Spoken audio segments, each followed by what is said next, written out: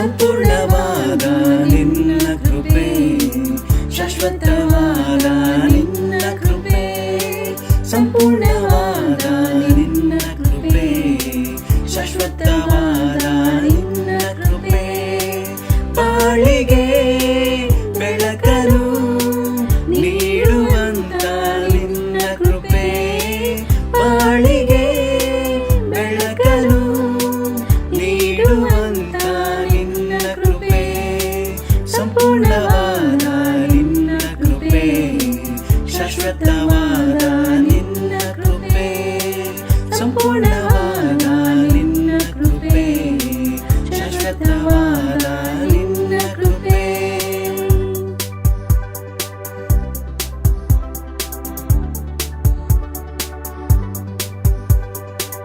ಪಾಪಿಗೆ ಬಿಡುಗಡೆ ನೀಡಿದಂತ ನಿನ್ನ ಕೃಪೆ, ಪರಲೋಕದ ಭಾಗ್ಯವ ದಯಪಾಲಿಸಿದ ನಿನ್ನ ಕೃಪೆ, ಪಾಪಿಗೆ ಬಿಡುಗಡೆ ನೀಡಿದಂತ ನಿನ್ನ ಕೃಪೆ, ಪರಲೋಕದ ಭಾಗ್ಯವ ದಯಪಾಲಿಸಿದ ನಿನ್ನ ಕೃಪೆ, ಆತ್ಮದೇವನೇ ನಿನ್ನ ಕೃಪೆ, ಆರಾಧ್ಯ ದೇವನೇ ನಿನ್ನ ಕೃಪೆ, ಆತ್ಮದೇವನೇ ನಿನ್ನ ಕೃಪೆ, ಆರಾಧ್ಯ ದೇವನೇ ನಿನ್ನ ಕೃಪೆ, ಬಾಳಿಗೆ ಬೆಳಕನ್ನು ನೀಡುವಂತ ನಿನ್ನ ಕೃಪೆ, ಬಾಳಿಗೆ ಬೆಳಕನ್ನು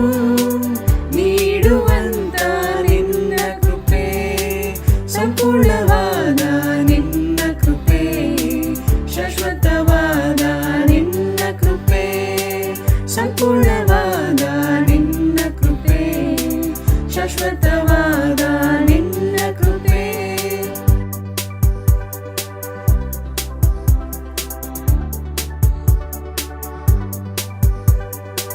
ಕರುಣೆಯ ತೋರಿದ ಪರಿಶುದ್ಧವಾದ ನಿನ್ನ ಕೃಪೆ, ನಿತ್ಯವಾದ ಮರಣದಿಂದ ಬಿಡುಗಡೆ ಮಾಡಿದ ನಿನ್ನ ಕೃಪೆ, ಕರುಣೆಯ ತೋರಿದ ಪರಿಶುದ್ಧವಾದ ನಿನ್ನ ಕೃಪೆ, ನಿತ್ಯವಾದ ಮರಣದಿಂದ ಬಿಡುಗಡೆ ಮಾಡಿದ ನಿನ್ನ ಕೃಪೆ, ಆತ್ಮದೇವನೇ ನಿನ್ನ ಕೃಪೆ, ಆರೋಗ್ಯದಾತನೇ ನಿನ್ನ ಕೃಪೆ, ಆತ್ಮದೇವನೇ ನಿನ್ನ ಕೃಪೆ, ಆರೋಗ್ಯದಾತನೇ ನಿನ್ನ ಕೃಪೆ, ಬಾಳಿಗೆ ಬೆಳಕನ್ನು ನೀಡುವಂತ ನಿನ್ನ ಕೃಪೆ, ಬಾಳಿಗೆ ಬೆಳಕನ್ನು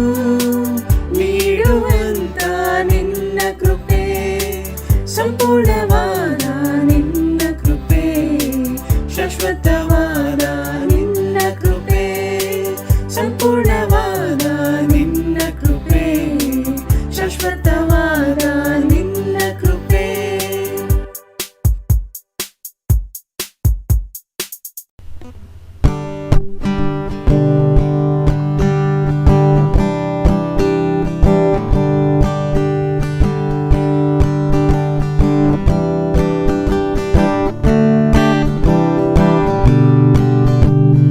ನಾವು ಇಲ್ಲಿ ಯಾತ್ರಿಕರು, ಚೀಯೋನಿಗೆ ಹೋಗುವೆವು, ಯೇಸು ತಾನೇ ಮುಂದೆ ಹೋಗ ಸ್ವರ್ಗ ಸೇರುವರೆಗೂ, ಸ್ವರ್ಗ ಮಹಿಮೆಯಾಲಿ ನಾವು ಸೇರಿದಾಗ ಎಷ್ಟಾನಂದವು, ಆಗಲೇ ಸೋನೋಲಿ ಮಹಾನಂದದಿಂದ ಹಾಡುವೆವು, ಯಾತ್ರೆ ಉತ್ತವಾಗಿದ್ದಾಗ್ಯೂ ಹರ್ಷದಿಂದ ಸಾಗುವೆವು, ಇಕ್ಕಟ್ಟಾದ ಮಾರ್ಗದಿಂದ ಮುಂದೆ ಸಾಗಿ ಹೋಗುವ, ಸ್ವರ್ಗ ಮಹಿಮೆಯಾಲಿ ನಾವು ಸೇರಿದಾಗ ಎಷ್ಟಾನಂದವು, ಆಗಲೇ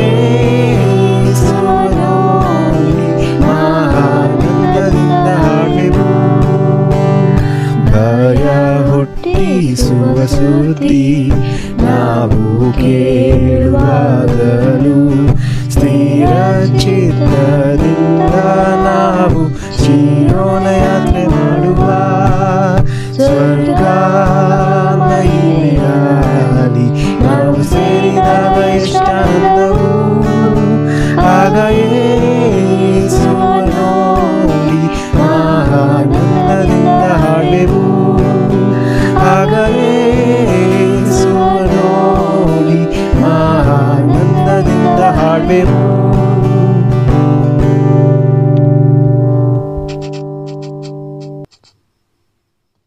ಮುಂಜಾನೆಯ ನಮಸ್ಕಾರಗಳು ಸಹೋದರ ಸಹೋದರಿಯರೇ. ಈ ಸಮಯ ಮಾಡಿಕೊಂಡು ದೇವರ ಆರಾಧನೆ ಮಾಡಕ್ ಬಂದಿದ್ದಾರೆ ದೇವ್ರು ಬಹಳ ಸಂತೋಷ ಪಡ್ತಾರೆ.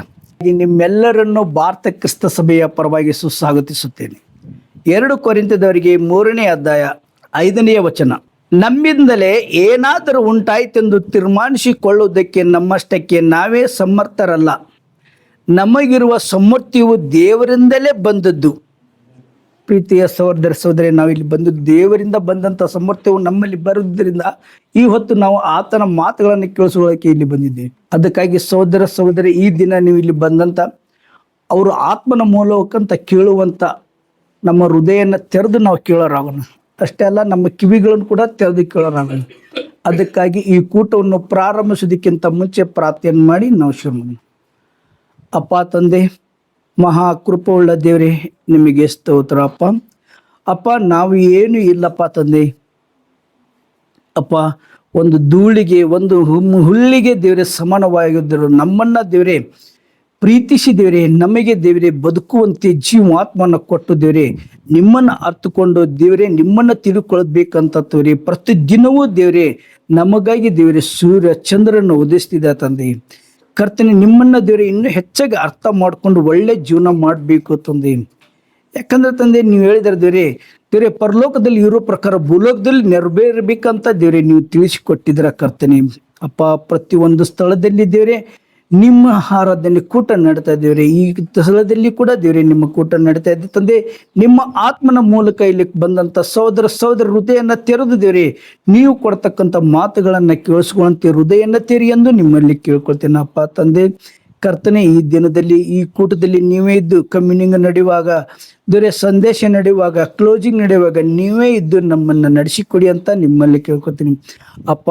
ಈ ಒಂದು ತಾಸು ನಮ್ಮ ಹೃದಯ ದೇವರೇ ಗಲಿಬಿಲಿಗೆ ಒಳಗಾಗದೆ ತಂದೆ, ಅಕ್ಕಡಿ ಕಡೆ ಹೋಗದಾಗಿದೆ. ಸ್ಥಿರವಾದ ಮನಸ್ಸನ್ನು ದೇವರೇ ಮೆಟ್ಟಿ ನಿಲ್ಲುವಂತೆ ನಮಗೆ ಸಹಾಯ ಮಾಡಿ ಎಂದು ನಿಮ್ಮಲ್ಲಿ ಕೇಳಿಕೊಳ್ತಾ ಪ್ರಾರ್ಥನೆ ಯೇಸು ನಮ್ದಲ್ಲಿ ಬೇಡಿಕೊಳ್ಳುವೆ ತಂದೆ, ಆಮೇನ್.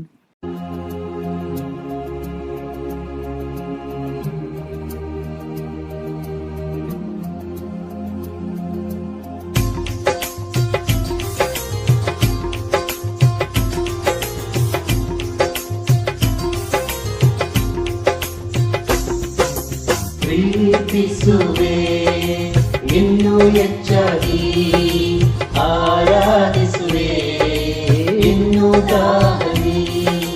ಪ್ರೀತಿಸುವೆ ಇನ್ನು ಹೆಚ್ಚಾಗಿ, ಆರಾಧಿಸುವೆ ಇನ್ನು ದಾಹಿ. ಪೂರ್ಣ ಮನಸ್ಸಿಂದ ಆರಾಧಿಸುವೆ, ಪೂರ್ಣ ಬಲದಿಂದ ಪ್ರೀತಿಸುವೆ. ಆರಾಧನೆ ಆರಾಧನೆ ಆರಾಧನೆ ಆರಾಧನೆ ಆರಾಧನೆ ಆರಾಧನೆ ಆರಾಧನೆ ಆರಾಧನೆ.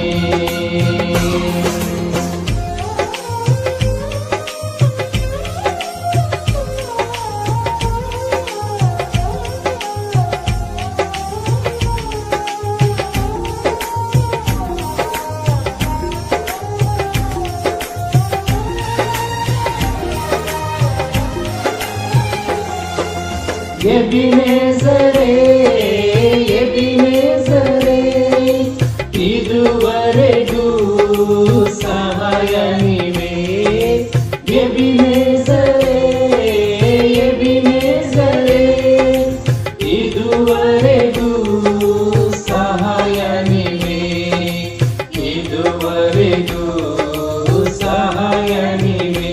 ನನ್ನ ಪೂರ್ಣ ಮನಸ್ಸಿಂದ ಆರಾಧಿಸುವೆ, ಬಲದಿಂದ ಪ್ರೀತಿಸುವೆ. ಆರಾಧನೆ ಆರಾಧನೆ ಆರಾಧನೆ ಆರಾಧನೆ.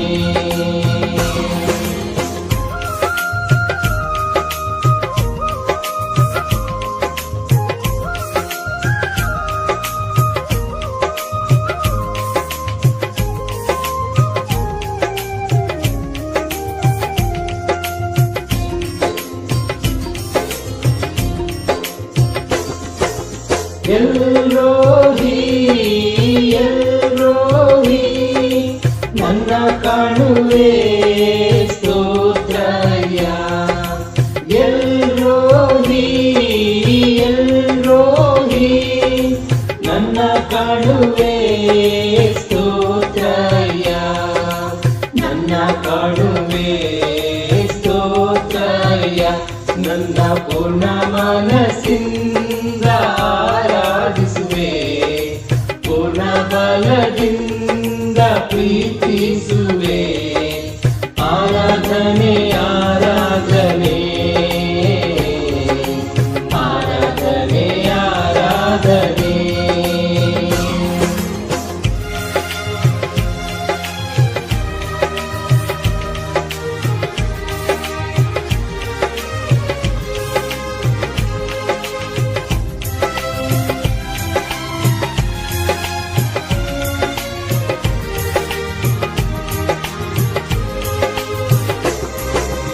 ಯೆಹೋವಾ ರಫಾ ಯೆಹೋವಾ ರಫಾ ಆರೋಗ್ಯ ನೀಡಿರುವೆ.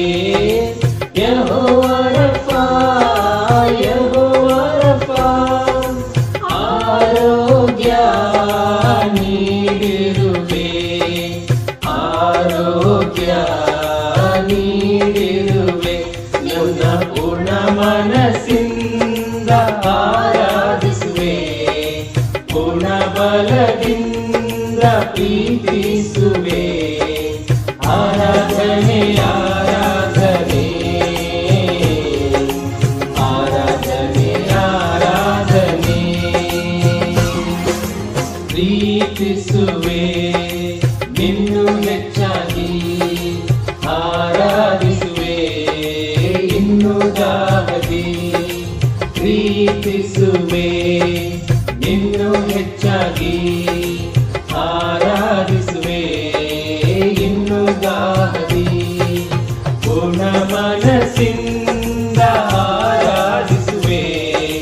ಪೂರ್ಣ ಬಲದಿಂದ ಪ್ರೀತಿಸುವೆ. ಪೂರ್ಣ ಮನಸ್ಸಿಂದ ಆರಾಧಿಸುವೆ. ಪೂರ್ಣ ಬಲದಿಂದ ಪ್ರೀತಿಸುವೆ. ಆರಾಧನೆ ಆರಾಧನೆ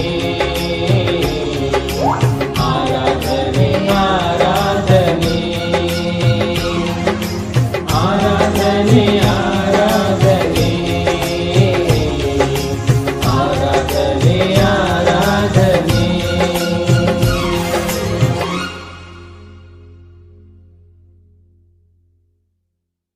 ಬೆಳಗಿನ ನಮಸ್ಕಾರಗಳು ಸಹೋದರ ಸಹೋದರಿ ಮತ್ತು ಸ್ನೇಹಿತರೆ. ನಮ್ಮ ಕ್ರೈಸ್ತರ ಜೀವನದಲ್ಲಿ ಎಲ್ಲವೂ ನಾವು ಕಲಿಬೇಕಾಗತ್ತೆ, ಕಲಿತಾ ಇರ್ಬೇಕಾಗತ್ತೆ, ಕಲ್ತ್ಕೊಂಡು ಬೆಳೀತಾ ಇರ್ಬೇಕಾಗತ್ತೆ. ನಾನು ಈ ಸಭೆಗೆ ಬರೋಕ್ಕಿಂತ ಮುಂಚೆ ಕ್ರೈಸ್ತ ಕುಟುಂಬದಿಂದ ಬಂದಿರೋಂಥ ನಾವು ಬರೀ ಯಾವ್ದಾದ್ರು ಹಬ್ಬ ಇದ್ರೆ ಅಥವಾ ಏನಾದ್ರು ವಿಶೇಷ ಇದ್ರೆ ಅವಾಗ ಮಾತ್ರ ನಾವು ಚರ್ಚ್ಗೆ ಹೋಗ್ತಿದ್ರಿ, ಸಭೆಗೆ ಹೋಗ್ತಾ ಇದ್ರಿ. ಸಂಡೇ ಸ್ಕೂಲ್ ಹೋಗಿರೋದ್ರಿಂದ ಸ್ವಲ್ಪ ಮಟ್ಟಿಗೆ ನನಗೆ ಬೈಬಲ್ ಬಗ್ಗೆ ಜ್ಞಾನ ಇತ್ತು. ಯೇಸು ಕ್ರಿಸ್ತರು ಈ ಭೂಮಿಗೆ ಬಂದ್ರು, ನಮಗೋಸ್ಕರ ಪ್ರಾಣ ತ್ಯಾಗ ಮಾಡಿದ್ದಾರೆ. ನನ್ನ ಪಾಪಗೋಸ್ಕರ ಅವ್ರು ಪ್ರಾಣ ತ್ಯಾಗ ಮಾಡಿದ್ದಾರೆ. ನನ್ನ ಪಾಪ ಪರಿಹಾರ ಆಗ್ಬೇಕಂದ್ರೆ ಅವ್ರನ್ನ ರಕ್ಷಕರಾಗಿ ತಗೋಬೇಕು. ಬಟ್ ಹೇಗೆ ರಕ್ಷಕರಾಗಿ ತಗೋಬೇಕು ಅಂತ ಗೊತ್ತಿರ್ಲಿಲ್ಲ. ಸೊ ಹಲವಾರು ಬಾರಿ ಪ್ರಾರ್ಥನೆ ಮಾಡ್ತಾ ಇದ್ದೆ. ನಾನು ಹೇಗೆ ಪ್ರಾರ್ಥನೆ ಮಾಡೋದು ಕಲ್ತ್ಕೊಂಡೆ, ನನ್ನ ಆರಂಭ ಹೇಗಿತ್ತು ಅನ್ನೋಂಥ ವಿಷಯ ನಿಮ್ಮ ಹತ್ರ ಹಂಚ್ಕೊಳ್ತಾ ಇದ್ದೀನಿ. ಮುಂಚೆ ಎಲ್ಲ ನನ್ನ ಪ್ರಾರ್ಥನೆ ಹೇಗಿತ್ತು ಅಂತಂದ್ರೆ, ಯಾವಾಗ ಕಷ್ಟ ಬರುತ್ತೋ ಆವಾಗ ಪ್ರಾರ್ಥನೆ ಮಾಡೋದು. ಅಂದ್ರೆ ಇವಾಗ ಎಕ್ಸಾಮ್ಗಿಂತ ಮುಂಚೆ ಎಕ್ಸಾಮ್ ಪೇಪರ್ ಸಿಗುತ್ತಲ್ವಾ, ಆ ಪೇಪರ್ ಸಿಗೋಕ್ಕಿಂತ ಮುಂಚೆ ದೇವ್ರ ಹತ್ರ ಪ್ರಾರ್ಥನೆ ಮಾಡ್ತಿದ್ದೆ, ದೇವ್ರೆ ನಾನು ಓದಿರೋದು ಮಾತ್ರ ಕ್ವಶನ್ ಆಗಿ ಬರಬೇಕು, ದೇವ್ರೆ ಆ ರೀತಿಲಿ ಸಹಾಯ ಮಾಡಿ ಅಷ್ಟೇ. ಅಕಸ್ಮಾತ್ ಏನಾದ್ರೂ ಕಷ್ಟ ಬಂತು, ಏನೋ ಕಳೆದೋಯ್ತು, ದೇವ್ರೆ ನನಗೆ ಇದು ಸಿಗ್ಬೇಕು, ಆ ರೀತಿಲಿ ಏನೋ ನನಗೆ ಆಶೀರ್ವಾದ ಮಾಡಿ ಅಂತ ಪ್ರಾರ್ಥನೆ ಮಾಡ್ತಿದ್ದೆ. ಅಂದ್ರೆ ಬರೀ ಒಂದೇ ಒಂದು ವಾಕ್ಯ ಅಷ್ಟೇ. ಹೇಗೆ ಅಂತಂದ್ರೆ ಹೇಳ್ತಾರಲ್ಲ, ದೇವ್ರೆ ನಿಮಗೆ ಸ್ತೋತ್ರ, ನನಗೆ ಆತ್ರ ಅಂತ ಬರೀ ಒಂದು ವಾಕ್ಯದಲ್ಲಿ ಮಾತ್ರ ನಾನು ಪ್ರಾರ್ಥನೆ ಮಾಡ್ತಾ ಇದ್ದೆ.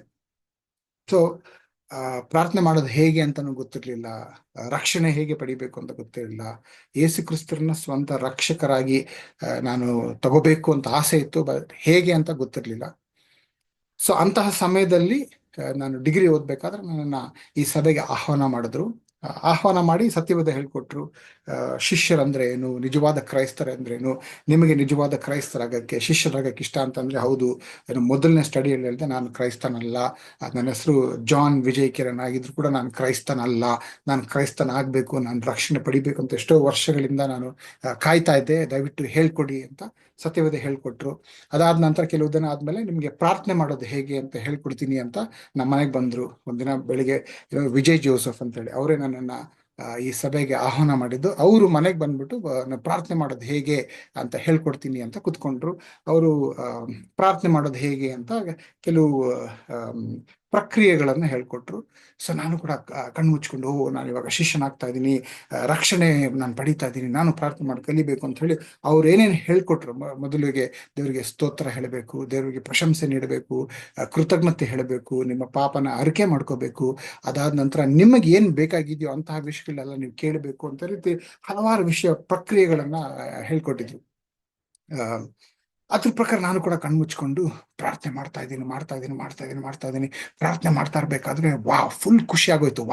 ಎಷ್ಟೋ ವರ್ಷಗಳಾದ ನಂತರ ನಾನು ಇವಾಗ ಪ್ರಾರ್ಥನೆ ಮಾಡೋದು ಕಲ್ತ್ಕೊಂಡಿದ್ದೀನಿ, ಎಷ್ಟೊಂದು ಪ್ರಾರ್ಥನೆ ಮಾಡ್ತಾ ಇದ್ದೀನಿ, ಇಷ್ಟೊತ್ತು ಪ್ರಾರ್ಥನೆ ಮಾಡ್ತಾ ಇದ್ದೀನಿ ಅಂತ ಮನ್ಸಲ್ಲಿ ಫುಲ್ ಖುಷಿ. ಪ್ರಾರ್ಥನೆ ಆದ್ಮೇಲೆ ಯೇಸು ಕ್ರಿಸ್ತರ ನಾಮದಲ್ಲಿ ನಾನು ಕೇಳ್ತಾ ಇದ್ದೀನಿ, ಆಮೆನ್ ಅಂತ ಹೇಳಿದೆ. ಬ್ರದರ್ ಹತ್ರ ಕೇಳಿದೆ, ವಿಜಯ್ ಜೋಸೆಫ್ ಬ್ರದರ್ ಎಷ್ಟು ನಿಮಿಷ ನಾನು ಪ್ರಾರ್ಥನೆ ಮಾಡಿದೆ ಹೇಳಿ, ನನಗೆ ಬಹಳ ಖುಷಿ ಅನಿಸ್ತಾ ಇದೆ, ಬಹಳ ಹೊತ್ತು ನಾನು ಪ್ರಾರ್ಥನೆ ಮಾಡಿದ್ದೀನಿ ಅನಿಸ್ತಾ ಇದೆ. ಸೊ ಎಷ್ಟೊತ್ತು ನಾನು ಪ್ರಾರ್ಥನೆ ಮಾಡಿದೆ ಅಂತ ಹೇಳಿದ್ರೆ ಅವ್ರು ಹೇಳಿದ್ರು, 2 ನಿಮಿಷ ಪ್ರಾರ್ಥನೆ ಮಾಡಿದ್ದೀರಾ ಅಂದ್ರು. ನಾನು 2 ನಿಮಿಷನಾ? ನಾನು 45 ನಿಮಿಷ ಪ್ರಾರ್ಥನೆ ಮಾಡಿದ್ದೀನಿ, 1 ಗಂಟೆ ಪ್ರಾರ್ಥನೆ ಮಾಡಿದ್ದೀನಿ ಅನಿಸ್ತಾ ಇತ್ತು ಅಂದ್ರೆ, ಇಲ್ಲ ನೀವು ಪ್ರಾರ್ಥನೆ ಮಾಡಿದ್ ಬರೀ 2 ನಿಮಿಷ ಅಂದ್ರು. ಆ ರೀತಿಯಲ್ಲಿತ್ತು ನನ್ನ ಪ್ರಾರ್ಥನೆಯ ಜೀವನದ ಆರಂಭ. ಅಲ್ಲಿಂದ ಕಲ್ತ್ಕೊಂಡು ಇಲ್ಲಿವರೆಗೂ ಬಂದಿದ್ದೀನಿ. ಸೊ ಈ ರೀತಿಲಿ ಪ್ರತಿಯೊಂದು ವಿಷಯದಲ್ಲೂ ನಮ್ಮ ಕ್ರೈಸ್ತರ ಜೀವನದಲ್ಲಿ ನಾವೆಲ್ಲರೂ ಕಲಿಬೇಕಾಗತ್ತೆ, ಕಲಿತು ಬೆಳಿಬೇಕಾಗತ್ತೆ. ಸೊ ಅದೇ ರೀತಿಲಿ ಸುವಾರ್ತೆ ಬೋಧನೆ ಅನ್ನೋಂಥ ವಿಷಯನ ನಾವು ಇವಾಗ ಕಲ್ತ್ಕೊಳ್ಳೋಣ. ಸುವಾರ್ತೆ ಸಾರುವುದು ಅಂದ್ರೆ ಏನು? ನನ್ನ ಪ್ರಕಾರ ದೇವರ ಪ್ರೀತಿ ಅಂದ್ರೆ ದೇವರು ನಮ್ಮನ್ನ ಎಷ್ಟು ಪ್ರೀತಿ ಮಾಡ್ತಾ ಇದ್ದಾರೆ ಅಂತ ಇನ್ನೊಬ್ಬರಿಗೆ ಹೋಗಿ ದೇವರು ಅವ್ರನ್ನ ಕೂಡ ಪ್ರೀತಿ ಮಾಡ್ತಾ ಇದ್ದಾರೆ ಅಂತ ಹೇಳೋದೇ ಸುವಾರ್ತೆ ಸಾರುವುದು. ದೇವ್ರು ನನ್ನನ್ನು ಪ್ರೀತಿ ಮಾಡ್ತಾ ಇದ್ದಾರೆ, ನಾನು ಅದನ್ನು ರುಚಿ ನೋಡಿದ್ದೀನಿ, ಆ ರುಚಿ ನೀವು ನೋಡಿ, ದೇವ್ರು ನಿಮ್ಮನ್ನು ಪ್ರೀತಿ ಮಾಡ್ತಾ ಇದ್ದಾರೆ ಅಂತ ಅವ್ರಿಗೆ ತಿಳಿಸಿ ಹೇಳೋದು, ಅವ್ರಿಗೆ ಅರ್ಥ ಆಗೋ ರೀತಿಲಿ ಹೇಳೋದೇ ಸುವಾರ್ತೆ ಸಾರೋದು ನನ್ನ ಪ್ರಕಾರ. ಇದನ್ನ ಹಲವಾರು ರೀತಿಯಲ್ಲಿ ಬೇರೆ ಬೇರೆ ರೀತಿಯಲ್ಲಿ ಮಾಡ್ತಾ ಇರ್ತಾರೆ. ನನ್ನ ಪ್ರಕಾರ ಅಂತಂದ್ರೆ ನಾವು ಏನ್ ಮಾಡ್ಬೇಕು ಅಂತಂದ್ರೆ, ನನಗೆ ಗೊತ್ತಿರುವಂತಹ ಜನರು ಹಲವಾರು ವಿಧಗಳು ಹೇಳ್ತಾ ಇದೆ. ನನಗೆ ಗೊತ್ತಿರುವಂತ ಜನರು ಯಾರಾದ್ರೂ ಕಷ್ಟದಲ್ಲಿದ್ದಾರೆ, ನೋವುದಲ್ಲಿದ್ದಾರೆ, ಅಥವಾ ಒಂಟಿತನವನ್ನು ಕಾಡ್ತಾ ಇದೆ ಅಂತಂದ್ರೆ ಆ ಸಮಯದಲ್ಲಿ ನಾನು ಅವ್ರ ಹತ್ರ ಹೋಗಿ ಹಂಚ್ಕೋಬೇಕು. ದೇವ್ರು ಯಾವ ರೀತಿಲಿ ನನ್ನ ಒಂಟಿತನನ ಹೋಗ್ಲಾಡ್ಸೋದಕ್ಕೆ ಸಹಾಯ ಮಾಡಿದ್ರು, ದೇವ್ರು ಯಾವ ರೀತಿಲಿ ನನಗೆ ಸಹಾಯ ಮಾಡ್ತಾ ಇದ್ದಾರೆ, ನನಗೆ ಕಷ್ಟ ಬಂದಾಗ ಯಾವ ರೀತಿಲಿ ನನಗೆ ಮಾರ್ಗದರ್ಶನ ನೀಡ್ತಾ ಇದ್ದಾರೆ, ಆ ವಿಷಯನ ಅವ್ರ ಹತ್ರ ಹಂಚ್ಕೋಬೇಕು ಅಂತ ಹೇಳಿ. ಸೊ ಅದು ಒಂದು ಪ್ರಕಾರ ಸುವಾರ್ತೆ ಸಾರೋದು. ಅಥವಾ ಗೊತ್ತಿಲ್ಲದಂತ ವ್ಯಕ್ತಿ, ಅಪರಿಚಿತರನ್ನ ನಮ್ಮ ಸಭೆಗೆ ಆಹ್ವಾನ ಮಾಡೋದು. ಯಾಕಂದ್ರೆ ಅವ್ರ ಬಗ್ಗೆ ನಮ್ಗೆ ಗೊತ್ತಿಲ್ಲ, ಅವರ ಪರಿಸ್ಥಿತಿ ಹೇಗಿದೆ ಗೊತ್ತಿಲ್ಲ. ಪ್ರತಿಯೊಬ್ಬರಿಗೂ ಕೂಡ ದೇವರ ಪ್ರೀತಿ ಅವಶ್ಯಕವಾಗಿ ಬೇಕಾಗಿದೆ.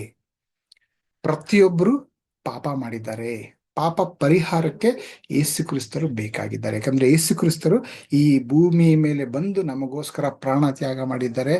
ಆ ವಿಷಯನ ಅರ್ಥ ಮಾಡಿಕೊಂಡು ನಂಬಿ ಅವ್ರು ಹೇಳಿರುವಂತ ಮಾರ್ಗದರ್ಶನದ ಪ್ರಕಾರ ಹೋದ್ರೆ ನಮಗೆ ರಕ್ಷಣೆ ಸಿಗುತ್ತೆ. ಈ ವಿಷಯನ ಎತ್ ಹೇಳೋದೆ ಸುವಾರ್ತೆ ಸಾರೋದು ಅಂತ ಹೇಳಿ. ಸೊ ನಮ್ಮ ಸಭೆ ಬಹಳ ವರ್ಷಗಳಿಂದ ನಾವು ಸುವಾರ್ತೆ ಸಾರ್ಕೊಂಡೇ ಬರ್ತಾ ಇದ್ದೀರಿ. ಪ್ರಾರಂಭದಲ್ಲಿ ಬಹಳ ರಭಸದಿಂದ ಸುವಾರ್ತೆನ ಸಾರದ್ರಿ. ಈಗ ಮತ್ತೆ ನಾವು ಏನೋ 30-30 ಅಂತ ಹೇಳಿ ಹಲವಾರು ಜನ ಈ ಯೋಜನೆಯಲ್ಲಿ ಭಾಗವಹಿಸ್ತಾ ಇದ್ದಾರೆ, ಸಹಾಯ ಮಾಡ್ತಾ ಇದ್ದಾರೆ. ಅವ್ರದೇ ಆದ ರೀತಿಯಲ್ಲಿ ಪ್ರತಿಯೊಬ್ಬರು ಕೂಡ ಸೇವೆ ಸಲ್ಲಿಸ್ತಾ ಇದ್ದಾರೆ, ಸುವಾರ್ತೆ ಸಾರ್ತಾ ಇದ್ದಾರೆ. ಇಂತಹ ಸಮಯದಲ್ಲಿ ಕೆಲವು ಅಂಶಗಳು ನಾವು ಅಲ್ಲಗೆಳಿಬಾರ್ದು ಅಥವಾ ಅಸಡ್ಡೆ ಮಾಡಬಾರದು ಅನ್ನೋದಕ್ಕೋಸ್ಕರ ಕೆಲವು ವಿಷಯಗಳನ್ನ ನಾವು ಕಲ್ತ್ಕೊಳ್ಳೋಣ, ಜ್ಞಾಪಕ ಪಡಿಸೋಣ. ಇದು ಗೊತ್ತಿಲ್ಲದ ವಿಷಯ ಅಂತಲ್ಲ, ಕೆಲವು ಬಹಳ ಮುಖ್ಯವಾದಂತ ವಿಷಯ. ನಾವು ಇದನ್ನ ಏನೋ ಕಮ್ಮಿ ಮಾಡಬಾರ್ದು, ಇದು ಬಹಳ ಮುಖ್ಯ ಅನ್ನೋದಕ್ಕೋಸ್ಕರ ಕೆಲವು ವಿಷಯಗಳು ಏನೋ ನಿಮ್ಗೆ ಹೇಳಬೇಕು ಅಂತ ನಾನು ಆಸೆ ಪಡ್ತಾ ಇದ್ದೀನಿ. ಅದನ್ನ ನಿಮ್ಮ ಮುಂದೆ ತಗೊಂಡ್ ಬರ್ತಾ ಇದ್ದೀನಿ. ಏನೊಂದು ಇವತ್ತಿನ ಶೀರ್ಷಿಕೆ ಬಂದು ಅಂದವಾದ ಪಾದಗಳು. ರೋಮಾಪುರದವರಿಗೆ 10ನೇ ಅಧ್ಯಾಯ ವಚನ 15ರಲ್ಲಿ ಹೇಳುತ್ತೆ, ಇದಕ್ಕೆ ಸರಿಯಾಗಿ ಶುಭದ ಸುವಾರ್ತೆಯನ್ನು ಸಾರುವವರ ಪಾದಗಳು ಎಷ್ಟು ಅಂದವಾಗಿವೆ ಎಂದು ಬರೆದಿದೆ. ಅಂದ್ರೆ ಯಾರು ಸುವಾರ್ತೆ ಸಾರ್ತಾರೋ, ಯಾರು ಸುವಾರ್ತೆ ಬೋಧನೆ ಮಾಡ್ತಾರಂತ ಮಾತ್ರ ಅಲ್ಲ, ಯೇಸು ಕ್ರಿಸ್ತರ ಪ್ರೀತಿ, ತಂದೆಯಾದಂತ ಯೆಹೋವನ ಪ್ರೀತಿ ಬೇರೆಯವ್ರಿಗೆ ಹೋಗಿ ಸಾರ್ತಾರೋ ಆ ವ್ಯಕ್ತಿಯ ಪಾದಗಳು ಎಷ್ಟೋ ಅಂದವಾಗಿರುತ್ತೆ ಅಂತ ದೇವರು ಪರಿಗಣಿಸ್ತಾ ಇದ್ದಾರೆ. ಸೊ ದೇವರ ಪಾಲಿಗೆ ಯಾರೆಲ್ಲ ಈ ಸುವಾರ್ತೆ ಸಾರುವಿಕೆಯಲ್ಲಿ ಭಾಗವಹಿಸ್ತಾ ಇದ್ದಾರೋ ಆ ಪ್ರತಿಯೊಬ್ಬ ವ್ಯಕ್ತಿಯ, ಅಂದ್ರೆ ದೇವರು ನೋಡ್ತಾ ಇರ್ಬೇಕಾದ್ರೆ ಅವರ ಪಾದಗಳು ಅಂದವಾಗಿದೆ. ಯಾಕೆ ಅವರ ಪಾದಗಳು ಅಂದವಾಗಿದೆ? ಸುವಾರ್ತೆನ ತಗೊಂಡ್ ಬಂದು ಇವರು ಕೊಡ್ತಾ ಇದ್ದಾರೆ, ಹಂಚ್ತಾ ಇದ್ದಾರೆ, ಆ ಪಾದಗಳೆಲ್ಲ ಕಡೆ ಹೋಗ್ತಾ ಇದೆ. ಅದಕ್ಕೋಸ್ಕರ ಆ ಪಾದಗಳು ಬಹಳ ಅಂದವಾಗಿದೆ ಅಂತ ಎಷ್ಟು ಅದ್ಭುತವಾಗಿ ಹೇಳ್ತಾ ಇದ್ದಾರೆ. ಸೊ ಈ ಸುವಾರ್ತೆ ಸಾರುವಂತಹ ವಿಷಯದಲ್ಲಿ ಅವಾಗ್ಲೇ ಹೇಳ್ದಂಗೆ ಇದು ನಮ್ಗೆ ಗೊತ್ತಿರುವಂಥದ್ದು, ಹೇಗೆ ನಾವು ಮಾಡ್ತಾ ಇದ್ದೀರಿ ಅಂತ. ಅದರಲ್ಲಿ ನಾವು ಮರಿಬಾರದಂಥದ್ದು, ಯಾವತ್ತು ಮರಿಬಾರದು, ಜ್ಞಾಪಕ ಇಟ್ಕೋಬೇಕಾಗಿರುವಂತಹ ಒಂದು ವಿಷಯ ಇವತ್ತು ನಾನು ಎತ್ತಿ ಹೇಳ್ತಾ ಇದ್ದೀನಿ, ಎತ್ತಿ ಹೇಳಬೇಕು ಅಂತ ನನಗೆ ಅನಿಸ್ತಾ ಇದೆ. ಖಂಡಿತವಾಗ್ಲೂ ಪವಿತ್ರಾತ್ಮರು ಪ್ರೇರಣೆಯಿಂದ ನಾನು ಇದನ್ನ ನಿಮ್ಮ ಹತ್ರ ಹೇಳ್ತಾ ಇದ್ದೀನಿ. ಇದನ್ನ ಬಹಳ ಸೀರಿಯಸ್ ಆಗಿ ತಗೊಳ್ಳಿ. ನನ್ನ ಪ್ರಕಾರ ನೋಡಿದ್ರೆ ಬಹಳ ಸೀರಿಯಸ್. ಖಂಡಿತವಾಗ್ಲೂ ಪವಿತ್ರಾತ್ಮನ ಹೇಳ್ತಾ ಇರೋದು, ಇದನ್ನ ಬಹಳ ಸೀರಿಯಸ್ ಆಗಿ ತಗೋಬೇಕಾ, ನಾವು ಬಹಳ ಗಂಭೀರವಾಗಿ ತಗೋಬೇಕಾಗಿರುವಂತ ಒಂದು ವಿಷಯ. ಏನದು? ಒಂದು ಪ್ರಾರ್ಥನೆ ಮಾಡಿ ಮುಂದಕ್ಕೆ ಹೋಗೋಣ. ದೇವ್ರೆ, ಹೌದು, ಅನೇಕ ರೀತಿಯಲ್ಲಿ ನಾವು ನಿಮ್ಗೆ ಸೇವೆ ಮಾಡಬೇಕು ಅಂತ ಹೇಳಿ ಮುಂದೆ ಬರ್ತಾ ಇದ್ದೀರಿ ಸ್ವಾಮಿ. ಅನೇಕರಿಗೆ ಸ್ಫೂರ್ತಿ ನೀಡ್ತಾ ಇದ್ದೀರಾ, ಮಾರ್ಗದರ್ಶನ ನೀಡ್ತಾ ಇದ್ದೀರಾ, ಅವಕಾಶಗಳು ನೀಡ್ತಾ ಇದ್ದೀರಾ. ಅದಕ್ಕೆಲ್ಲ ಧನ್ಯವಾದಗಳು ಸ್ವಾಮಿ. ಅದು ನಾವೇನೇ ಮಾಡಿದ್ರು ಕೂಡ ಅದು ಆ ಒಂದು ಘನತೆ ನಿಮಗೆ ಸಲ್ಲುತ್ತೆ ಸ್ವಾಮಿ. ನಮ್ಮಿಂದ ಏನೂ ಸಾಧ್ಯವಿಲ್ಲ. ನಮಗೆ ಸಂಪೂರ್ಣ ಸ್ವತಂತ್ರ ಬಿಟ್ಟು ಏನ್ ಬೇಕಾದ್ರೂ ಮಾಡ್ಕೊಳ್ಳಿ ಅಂತಂದ್ರೆ ಖಂಡಿತವಾಗ್ಲೂ ನಾವು ಪಾಪನೇ ಮಾಡ್ಕೊಂಡು ಹೋಗ್ತೀವಿ. ನಾನಂತೂ ಖಂಡಿತವಾಗ್ಲೂ ಸಿಕ್ಕಾಪಟ್ಟೆ ಪಾಪನ ಮಾಡ್ಕೊಂಡು ಹೋಗ್ತಾ ಇರ್ತೀನಿ ಸ್ವಾಮಿ. ಆ ರೀತಿಲಿ ಬಿಟ್ಕೊಡ್ತೀರಾ, ಪಾಪ ಮಾಡಿದ್ರು ಕೂಡ ನಮ್ಮನ್ನ ಪದೇ ಪದೇ ಕ್ಷಮಿಸಿ ಮತ್ತೆ ಮತ್ತೆ ನಮ್ಮನ್ನ ಸರಿಯಾದ ದಾರಿ ತಗೊಂಡು ಬಂದು ಮಾರ್ಗದರ್ಶನ ನೀಡಿ ನಮ್ಮನ್ನ ಸರಿಯಾದ ರಸ್ತೆಯಲ್ಲಿ ತಗೊಂಡ್ ಬರ್ತಾ ಇದ್ರ, ಪದೇ ಪದೇ ಮಾಡ್ತಾ ಇದ್ರ. ಅದಕ್ಕೋಸ್ಕರ ಕೃತಜ್ಞತೆಗಳು ಸ್ವಾಮಿ. ಈ ಸಮಯದಲ್ಲಿ ಈ ರೀತಿಯಲ್ಲಿ ನಾವು ಈ ಒಂದು ಪ್ರೀತಿನ ಅನುಭವಿಸಿ ಆ ಪ್ರೀತಿನ ಬೇರೆಯವ್ರ ಹತ್ರ ಹಂಚ್ಕೊಳ್ತಾ ಇರುವಂತ ಈ ಸುವಾರ್ತೆ ಸಾರುವಿಕೆಯಲ್ಲಿ ಭಾಗವಹಿಸ್ತಾ ಇರಬೇಕಾದ್ರೆ ಕೆಲವು ವಿಷಯಗಳು ನಾವು ಗಮನ ಇಡಬೇಕು ಅನ್ನೋಂಥ ವಿಷಯ ಇವತ್ತು ನಾವು ಕಲಿಬೇಕಾದ್ರೆ ಪವಿತ್ರಾತ್ಮರೇ ನೀವೇ ನನ್ನ ಮೂಲಕ ಈ ವಿಷಯ ತಿಳಿಸಿ ಹೇಳಬೇಕು ಅಂತ ಕೇಳ್ಕೊಂತ ಇದ್ದೀನಿ. ಇದು ಬೇರೆ ನನ್ನ ಜ್ಞಾನ ಅಲ್ಲ ಸ್ವಾಮಿ, ನೀವು ಮಾತಾಡ್ತಾ ಇರೋದು ನಿಮ್ಮ ಅಂಶ, ನಿಮ್ಮ ವಾರ್ತೆಗಳು ಸ್ವಾಮಿ. ಅದನ್ನ ಎಲ್ರಿಗೂ ಅವ್ರಿಗೆ ಅರ್ಥ ಆಗೋ ರೀತಿಯಲ್ಲಿ ಅವ್ರು ಯಾವ ಸ್ಥಾನದಲ್ಲಿದ್ದಾರೋ, ಅಂದ್ರೆ ಅವರ ಜೀವನದಲ್ಲಿ ಯಾವ ಸ್ಥಾನದಲ್ಲಿದ್ದಾರೋ ಆ ಸ್ಥಾನಕ್ಕೆ ಸರಿಯಾಗಿ ಅರ್ಥ ಆಗೋ ರೀತಿಯಲ್ಲಿ ನೀವು ಅರ್ಥೈಸ್ಬೇಕು ಅಂತ ಕೇಳ್ಕೊಂತ ಇದ್ದೀನಿ ಸ್ವಾಮಿ. ಇದು ಬರೀ ನಿಮ್ಮಿಂದ ಮಾತಾಡೋಣ ಸ್ವಾಮಿ. ನಾನು ಬರೀ ಮಾಮೂಲಿ ಮನುಷ್ಯ, ಬರೀ ಮಾತುಗಳು ಮಾತ್ರ ಮಾಡಿ ಸುಮ್ಮನೆ ವಟ ಅನ್ಬೋದು ಸ್ವಾಮಿ. ಇದರಲ್ಲಿ ಅರ್ಥ ಬೇರಿಸ್ಬೇಕು, ಅರ್ಥ ಆಗಿಸ್ಬೇಕು ಜನರಿಗೆ. ಇದ್ರಲ್ಲಿ ಏನಾದ್ರೂ ಬೆಲೆ ಇದೆ ಅಂತಂದ್ರೆ ಅದು ನೀವು ಜೋಡಣೆ ಆದಾಗ ಮಾತ್ರ ಸ್ವಾಮಿ. ಅದಕ್ಕೋಸ್ಕರ ನಿಮ್ಮ ಹತ್ರ ಬೇಡ್ಕೊಂತ ಇದೀನಿ. ಈ ಸಮಯ ಪ್ರತಿಯೊಬ್ಬರಿಗೂ ಉಪಯೋಗ ಆಗೋ ರೀತಿಲಿ ಸಮಯವಾಗಿ ಮಾರ್ಪಾಡಾಗ್ಲಿ, ನಿಮ್ಮ ಆಶೀರ್ವಾದ ಖಂಡಿತವಾಗ್ಲಿ ಬೇಕಾಗಿದೆ ಅಂತ ಹೇಳಿ ಈ ಪ್ರಾರ್ಥನೆ ಯೇಸುವೆ ನಿಮ್ಮ ನಾಮದಲ್ಲಿ ಕೇಳಿ ಮುಗಿಸ್ತಾ ಇದ್ದೀನಿ. ಆಮೇನ್. ಹೊಸ ಒಡಂಬಡಿಕೆಯಲ್ಲಿ 2ನೇ ತಿಮೋಥೆಯನಿಗೆ 1ನೇ ಅಧ್ಯಾಯ 5ನೇ ವಚನ ನೋಡೋಣ. ಅಂದ್ರೆ ಇಲ್ಲಿ ಪೌಲ ತಿಮೋಥೆಗೆ ಹೇಳ್ತಾ ಇರೋದು, ನಿನ್ನಲ್ಲಿರುವ ನಿಷ್ಕಪಟವಾದ ನಂಬಿಕೆಯು ನನ್ನ ನೆನಪಿಗೆ ಬಂತು. ಆ ನಂಬಿಕೆಯು ನಿನ್ನ ಅಜ್ಜಿಯಾದ ಲೋಬಿಯಲ್ಲಿಯೂ ನಿನ್ನ ತಾಯಿಯಾದ ಯೂನೇಕೆಯಲ್ಲಿಯೂ ವಾಸವಾಗಿತ್ತು, ಹಾಗೆಯೇ ನಿನ್ನಲ್ಲಿಯೂ ವಾಸವಾಗಿದೆ ಎಂದು ದೃಢವಾಗಿ ನಂಬಿದ್ದೇನೆ ಅಂತ ಇದ್ದಾರೆ. ಅಂದ್ರೆ ತಿಮೋತಿ ದೇವರ ಸೇವೆ ಮಾಡ್ತಾ ಇದ್ದಾರೆ. ನಿಷ್ಕಪಟವಾದಂತಹ ನಂಬಿಕೆ ಅವರಲ್ಲಿ ಪೌಲ ನೋಡ್ತಾ ಇದ್ದಾರೆ. ಎಲ್ಲಿಂದ ಬಂತು ಇದು? ಇದು ಅವರ ಅಜ್ಜಿಯಾದಂಥ ಲೋವಿಯಿಂದ ಅವರ ತಾಯಿಗೆ ಬಂತು. ಅವರ ತಾಯಿ ಯುನೇಕ ತಿಮೋತಿಗೆ ಹೇಳ್ಕೊಟ್ಟಿರೋದು. ಅಂದ್ರೆ ಪಾರಂಪರ್ಯವಾಗಿ ಪೀಳಿಗೆ ನಂತರ ಪೀಳಿಗೆಗೆ ಈ ದೇವರ ವಾಕ್ಯ, ನಿಷ್ಕಪಟವಾದಂಥ ನಂಬಿಕೆ ಕಂಟಿನ್ಯೂ ಆಗ್ತಾ ಇರೋದು ನಾವು ನೋಡ್ತೀವಿ. ಎಷ್ಟು ಮಟ್ಟಿಗೆ ಫಿಲಿಪಿದವರಿಗೆ 2ನೇ ಅಧ್ಯಾಯ 22ನೇ ವಚನ ನೋಡಿದ್ರೆ, ತಿಮೋಥೆಯನ ಗುಣವನ್ನು ನೀವು ನೋಡಿ ತಿಳಿದುಕೊಂಡಿದ್ದೀರಿ. ಮಗನು ತಂದೆಗೆ ಹೇಗೋ ಹಾಗೆಯೇ ಅವನು ನನ್ನ ಜೊತೆಯಲ್ಲಿ ಸುವಾರ್ಥ ಪ್ರಚಾರಕ್ಕಾಗಿ ಕಷ್ಟಪಟ್ಟು ಕೆಲಸ ನಡೆಸಿದನೆಂದು ನಿಮಗೆ ಗೊತ್ತುಂಟು. ಅಂದ್ರೆ ಪೌಲ ಯಾವ ರೀತಿಲಿ ಸುವಾರ್ತೆ ಸಾರ್ತಾ ಇದ್ದ, ಎಷ್ಟು ಅದ್ಭುತವಾಗಿ ಸುವಾರ್ತೆ ಸಾರ್ತಾ ಇದ್ದ, ಅದೇ ರೀತಿಲಿ ಜೊತೆಯಾಗಿ ನನ್ನ ಜೊತೆಯಲ್ಲಿ ಸುವಾರ್ತೆ ಪ್ರಚಾರಕ್ಕೆ ಕಷ್ಟಪಟ್ಟು ಕೆಲಸ ಮಾಡ್ತಾ ಇದ್ದಾನೆ ತಿಮೋತಿಯ ಅಂತಿದ್ದಾರೆ. ಸೊ ಈ ಕಷ್ಟಪಟ್ಟು ಕೆಲಸ ಮಾಡುವಂತ ಹೃದಯ, ದೇವರಿಗೆ ಸೇವೆ ಮಾಡಬೇಕು ಅನ್ನೋಂಥ ಹೃದಯ ಎಲ್ಲಿಂದ ಬಂತು?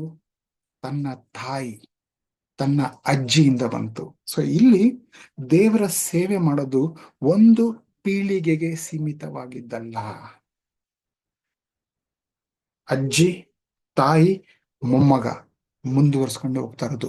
ಈ ಹೊಸ ಒಡಂಬಡಿಕೆಯಲ್ಲಿ ಒಂದು ಉದಾಹರಣೆ ನೋಡ್ತಾ ಇದ್ದೀರಿ.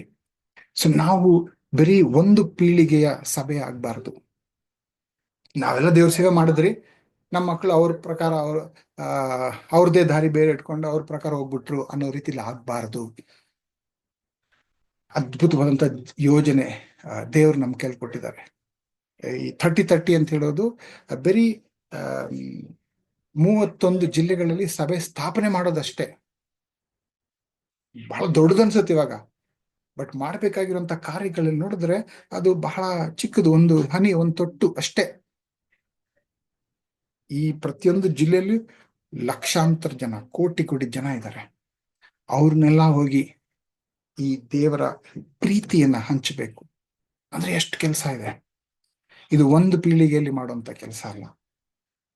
ಪೀಳಿಗೆ ನಂತರ ನಾವು ಮಾಡಿ, ನಮ್ಮ ಮಕ್ಕಳು, ಅವ್ರ ಮಕ್ಕಳು, ಆ ರೀತಿಲಿ ಆ ಉದಾಹರಣೆ ಇಲ್ಲಿ ನಾವು ನೋಡ್ತಾ ಇದ್ದೀರಿ. ತಿಮೋತಿಯ ಪರಂಪರೆ ಯಾವ ರೀತಿಲಿ ಅಜ್ಜಿ ತಾಯಿ ಹೇಗಾಗಿರ್ಬೋದು. ಇದು ಸುಮ್ಮನೆ ಏನೋ ಅಕಸ್ಮಾತ್ ಆಗಿರೋದಲ್ಲ.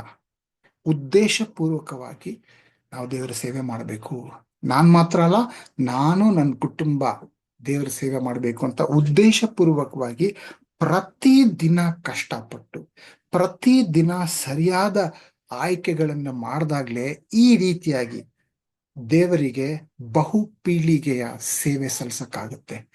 ಆ ಒಂದು ಉದಾಹರಣೆ ನಾವು ಇಲ್ಲಿ ಹೊಸ ಒಡಂಬಡಿಕೆ ನೋಡ್ತಾ ಇದ್ವಿ. ಇದು ಹೊಸ ಒಡಂಬಡಿಕೆ ಮಾತ್ರ ಅಲ್ಲ, ಹಳೆ ಒಡಂಬಡಿಕೆಯಲ್ಲಿ ಕೂಡ ಒಂದು ಉದಾಹರಣೆ ತೋರಿಸ್ತೀನಿ ನೋಡಿ. ವಿಮೋಚನೆ ಕಾಂಡ 31ನೇ ಅಧ್ಯಾಯ ವಚನ 1-5. ವಿಮೋಚನೆ ಕಾಂಡ 31ನೇ ಅಧ್ಯಾಯ ವಚನ 1-5. ಯೆಹೋವನು ಮೋಶೆಗೆ ಹೀಗೆಂದನು, ವಿಚಿತ್ರವಾಗಿ ನಯವಾದ ಕೆಲಸಗಳಲ್ಲಿ ಕಲ್ಪಿಸುವುದಕ್ಕೂ ಚಿನ್ನ ಬೆಳ್ಳಿ ತಾಮ್ರಗಳಿಂದ ಕೆಲಸ ನಡೆಸುವುದಕ್ಕೂ ರತ್ನಗಳನ್ನು ಕೆತ್ತುವುದಕ್ಕೂ ಮರದಲ್ಲಿ ವಿಚಿತ್ರವಾಗಿ ಕೆತ್ತನೆ ಕೆಲಸವನ್ನು ಮಾಡುವುದಕ್ಕೂ ಇವೇ ಮೊದಲಾದ ಸಮಸ್ತ ಶೃಂಗಾರವಾದ ಕೆಲಸವನ್ನು ಮಾಡುವುದಕ್ಕೂ ನಾನು ಯಹೂದ್ಯ ಕುಲದವನಾದ ಹೂರನ ಮೊಮ್ಮಗನು ಉರಿಯ ಮಗನು ಆಗಿರುವ ಬೆಚಲೇನೆಂಬವನನ್ನು ಗೊತ್ತು ಮಾಡಿದ್ದೇನೆ. ಅವನಿಗೆ ದಿವ್ಯಾತ್ಮವನ್ನು ಕೊಟ್ಟು ಬೇಕಾದ ಜ್ಞಾನ, ವಿದ್ಯಾ, ವಿವೇಕಗಳನ್ನು, ಸಕಲ ಶಿಲ್ಪಶಾಸ್ತ್ರ ಜ್ಞಾನವನ್ನು ಅನುಗ್ರಹಿಸಿದ್ದೇನೆ ಅಂತ ಇದ್ದಾರೆ.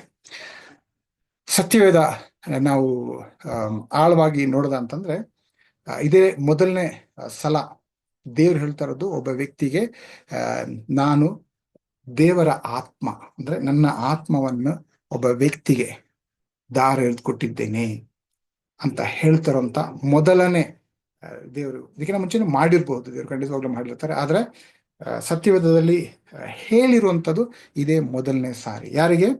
ಬೆಚಲೇಲ್ ಎಂಬ ವ್ಯಕ್ತಿಗೆ. ಯಾಕೆ ಕೊಟ್ರು? ಪವಿತ್ರಾತ್ಮ ವರನ ಯಾಕೆ ಕೊಟ್ರು ಅವರು?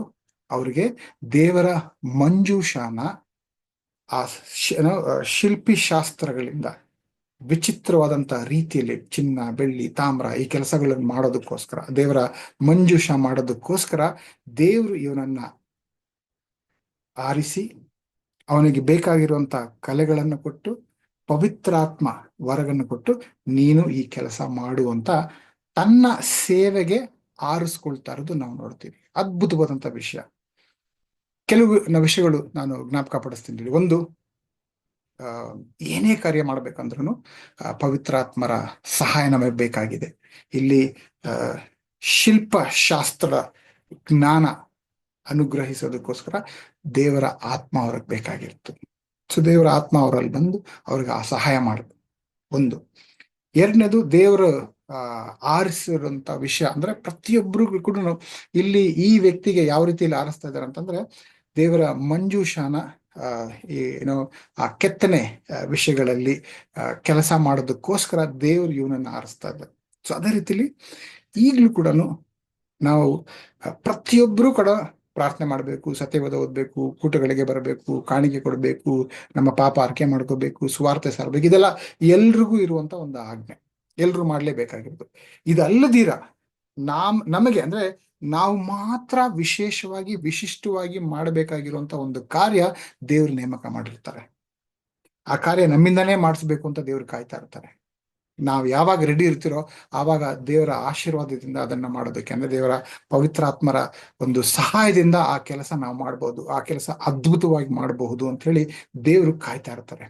ಕೆಲವು ಸಾರಿ ಅಂದ್ರೆ ಬಹಳ ಸಾರಿ ನಾವು ಜೀವನ ಅನ್ನುವಂತ ವಿಷಯದಲ್ಲಿ ಎಷ್ಟು ಬ್ಯುಸಿ ಆಗ್ಬಿಡ್ತೀರ ಅಂತಂದ್ರೆ, ದೇವರ ಈ ಕಾರ್ಯ ಮಾಡಬೇಕು ಅನ್ನೋದಕ್ಕೋಸ್ಕರ ನಾವು ಸಿದ್ಧವಾಗಿರಲ್ಲ, ನಮ್ಮ ಹೃದಯ ಸಿದ್ಧವಾಗಿರಲ್ಲ.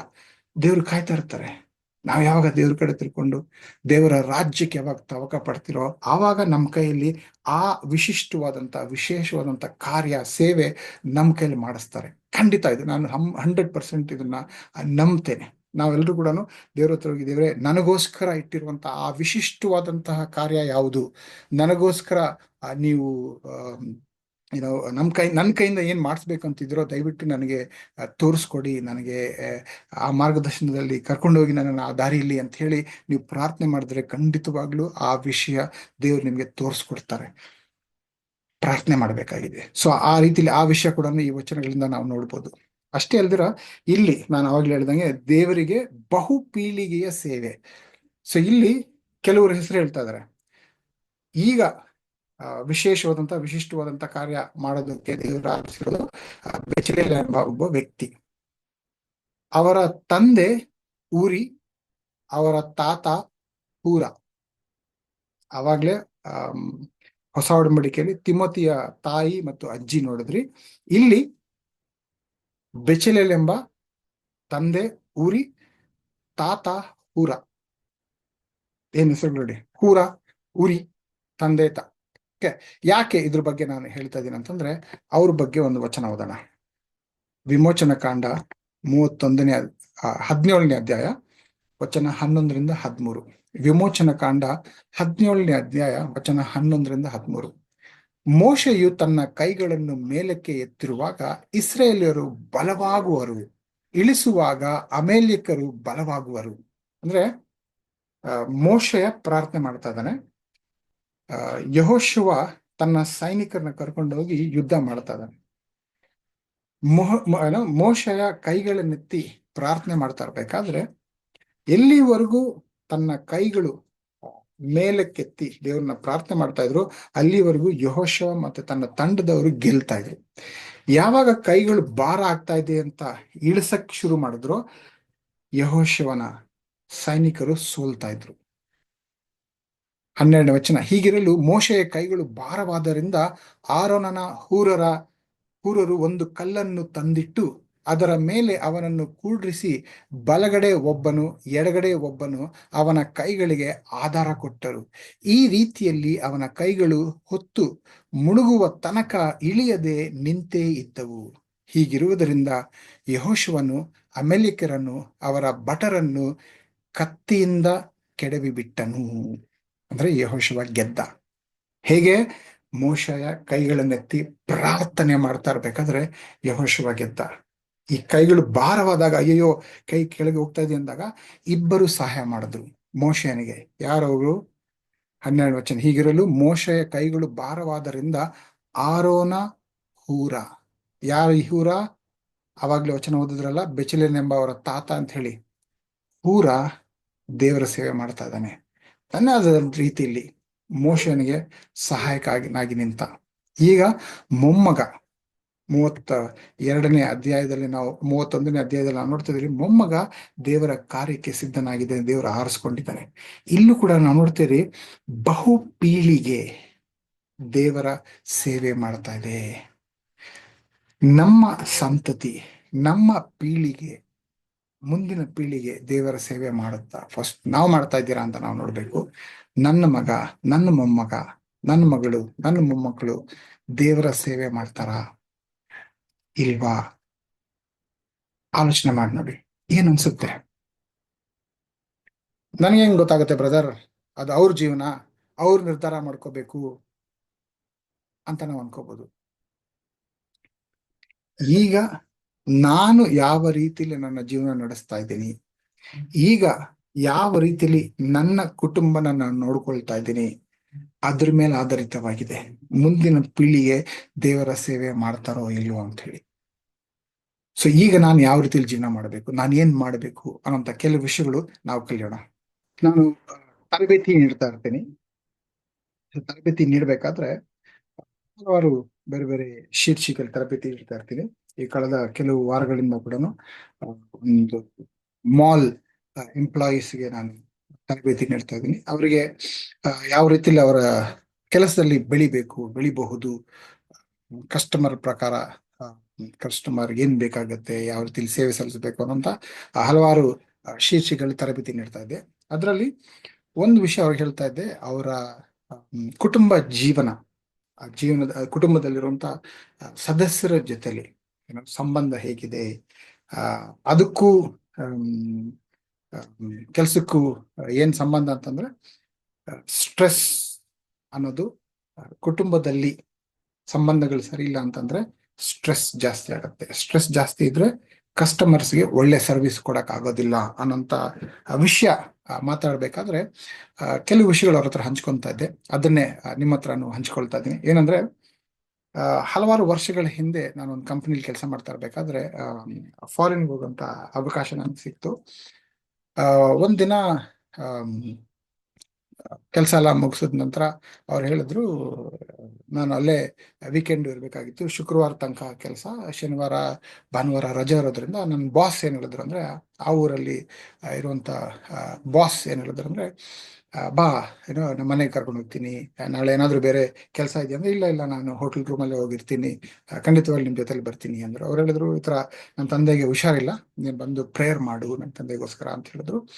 ಸೊ ನಾನು ಹೋದೆ, ಬಾಸ್ ಜೊತೆಲಿ ಅವ್ರ ಮನೆಗೆ ಹೋದೆ. ಅವ್ರ ತಂದೆ ಮಲಗಿದ್ರು ಬೆಡ್ ಮೇಲೆ, ತುಂಬಾ ಅನಾರೋಗ್ಯವಾಗಿದ್ರು, ಎದೊಳಕ್ಕೆ ಆಗೋದಿಲ್ಲ ಬೆಡ್ಡಿಂದ.